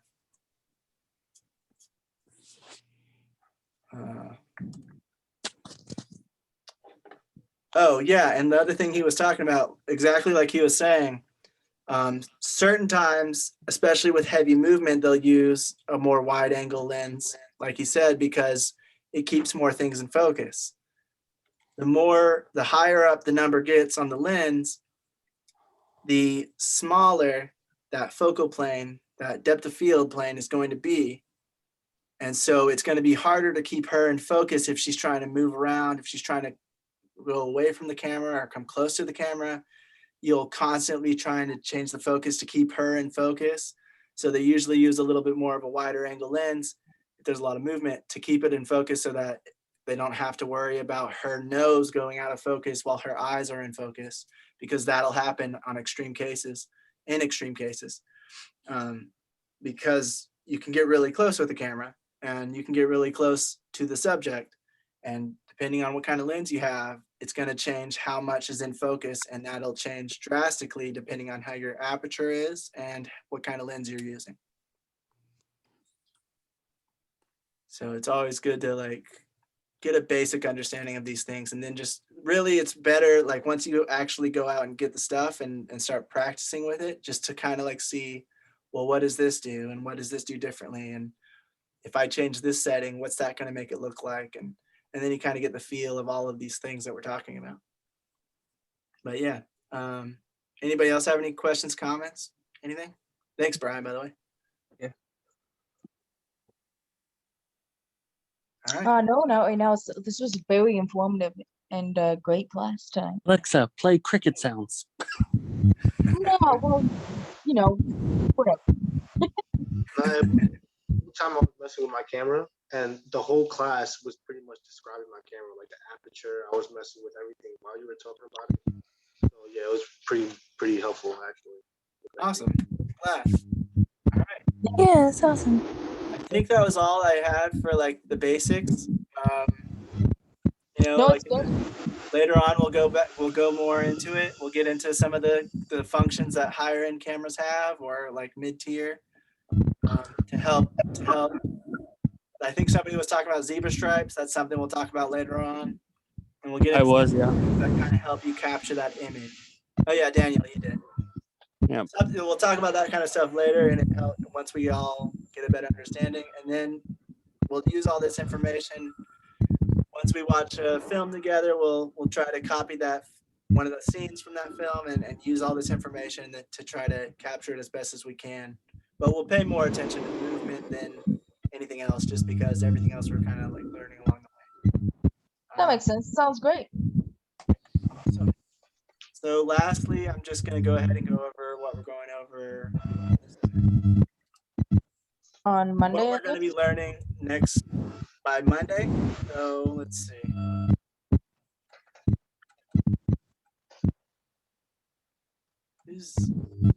What is that weird background Sounds noise? like someone's printing. Oh, it does sound like that.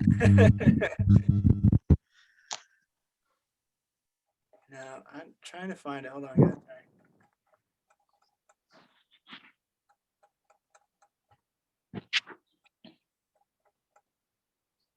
Okay, so the next things we're looking into, shooting schedule. We've already gone over that last semester, so we might just kind of quickly touch on that.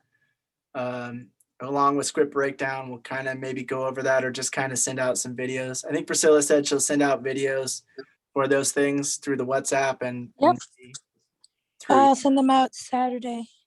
Since we already went over that stuff, it's just easier to do that. And then we'll maybe like send out a form for you guys to use if you want. I think in the syllabus itself, I've attached a bunch of these free templates that I've used myself, and you can always adjust them. Hold up.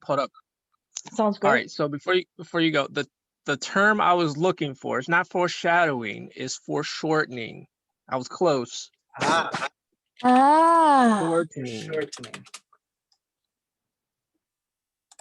Well, what is foreshortening? Makes sense. So you see that one drawing where the kid's hand is like, oh, you just passed it. Well, this guy with the camera is like right in there, but like he is like there, or maybe this one right here where the guy is like, not that camera. This one? No. Where is it? Where are you at? No. Yeah, let me try this one. But you guys know that's what it's called. It's called foreshortening, exaggerating the size of a foreground in relation to the background. Okay. So it makes the foreground look bigger and the background look smaller. They do that in movie posters all the time. American Pie, Scream, all those movie posters do a lot of foreshortening. That's cool. Foreshortening. I like that. Mm-hmm. I have to use that. That's cool. And like play around. It makes the rooms look bigger. I've seen a lot of like photography and like not retail. What am I thinking? When you're selling a house. Real estate. Yeah, real estate. Real estate photography has a lot of like wide angles like that because it makes the rooms look bigger. And but you can tell if you're looking at the photo and you know about it, like he's saying, you can see that the things on the left and right are a lot bigger. And then when you look at the corner, it's obviously like it's using that lens to make it look bigger when really it's just kind of the lens playing a trick on your eye. Oh yeah, that makes sense, but it's done so subtly. If you don't know what you're looking for, it kind of tricks you. Yeah, and that's why like stuff like that will sometimes look bigger, and you'll go to it and you'll be like, oh, this isn't as big as I thought. But yeah, thanks. Cool. Foreshortening. Yep. All right. But yeah, okay. So this next Monday we'll be talking about director of photography's role because we're studying about cinematography. Of course, we should know what they do. Table reading with actors, and how to set one up, what to really do in it, and what to expect. And this should be over here. A sound report or a sound log, and a production gear check-in list, which we were just talking about the ACs use. Brilliant. This is awesome. Thank you. And that's all we got. So like Monday shouldn't be too bad. And we can probably go over the shooting schedule and the script breakdown as well a little bit. Hey, I did have a question. Yeah, what's up? I kind of already know what you guys are gonna say, but like, should we be buying any like equipment type stuff for this, or like is that recommended? I mean, not for this. Not specific. I mean, for the semester, like for lighting and maybe editing. I don't know. It depends on. I mean, if you want to, I'm not gonna say like I'm trying to make this thing as free as it can be. So I'm trying to make it like, because that's the whole reason why, like, you know, a lot of people are doing it is because no money. I'm going to put my Cash App in the link, and the money you're going to spend on that equipment, just send it to me and I'll buy the equipment for you. Will I oversee it? And then he'll work on every set you ever want. Well, yeah, like you start to collect gear, but then you're like, because this, like, the thing is, like, you want to make sure that you're buying the right gear for the right job that you're going for. Yeah, so like in a future semester, we're gonna like cover gear a little better, and we're gonna go into like what gear is essential, what gears. What's good basic gear. Yep, and like what you should splurge on, what you don't necessarily need to splurge on. Very subjective when especially in the down beginning. to it. There's certain things certain cameras do better than others, and there's certain things other cameras do better than that one. So we can go through all that stuff. That'll be in a future semester, but and then, I wasn't really expecting anyone to buy anything unless they wanted to already. I didn't think like this semester or like any semester would provoke them to go ahead and go out and buy the camera when they don't know how to use it yet. I mean, we're talking about that makes sense. So, that seems redundant to do that. Sorry, what was that? I said it seems redundant to buy something that you don't know how to use yet. 1, 2, I understand that like the problem is like technology changes all the time. So until you actually use it, you shouldn't buy it because it's gonna, you know what I mean? Like it changes so much, and if you're only doing like one little thing in an entire year or something because you're busy, whatever it is, you might as well just rent if you're not doing stuff all the time with it. Yeah. What did someone else want to say? Your second comment or question, right, Raphael? I mean, we're talking about lighting, so I was considering maybe that. Like, I already have a camera. Like, it's not very new, but like, I was considering certain accessories for it to try to like, because you were talking about like recreating some scenes or like certain things like that. So that's kind of where my mind was at. Like, if we're doing the recreating the scenes thing is more so for the cinematography aspect. I know that does deal with lighting a lot, but the main thing I was trying to focus on this semester was just camera movement and blocking and composition for this shot. So since you already have a camera, I would say if you want to buy lighting, yeah, but if you want to make it look better, like closer to the scene, of course you'll need some lighting. But otherwise, I'm just trying to focus right now on matching those camera movements, matching those blocking, and that the composition, the framing, all of those things. And Raphael, if you do need help with that, let me know. I can help you as much as I can. Cool. Yeah, because lighting, I actually put in a future semester because it's very in depth, and there's no way we could cover that along with all this in one semester because it's just too much. So lighting will be, I think, either next semester or the semester after it, and we'll be learning. Why does it sound like someone's printing? Last time it was John. Is it you again, John? Yep, it's John again. I muted it. But yeah, so sorry, John. If you want to, I think it would be wise to talk to like Brian Booker or Daniel or I know a little bit, but I don't know too much about different gear. So I'm sure they could help you a little more if you wanted to look into lighting and what's the best, cheapest option for your budget or whatever. Okay. Yeah, definitely hit me up if you need to. Because I feel like if you want basic that we're lighting, studying, and Monday we'll talk about those things. So yeah, I feel like now, especially, things are getting a lot.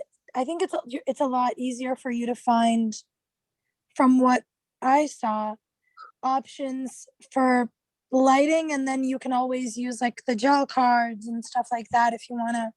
Like I've seen a bunch of YouTubers gel cards. What's a gel card? Not gel I was cards. talking about gels. Gels, yeah.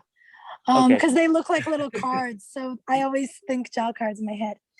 But I see a lot of Or YouTubers diffusers. do that where they buy. Yeah, they do use something sort of like that. Like it can go over the light or the lens, and it's like a solid thing, but I don't think many people use those.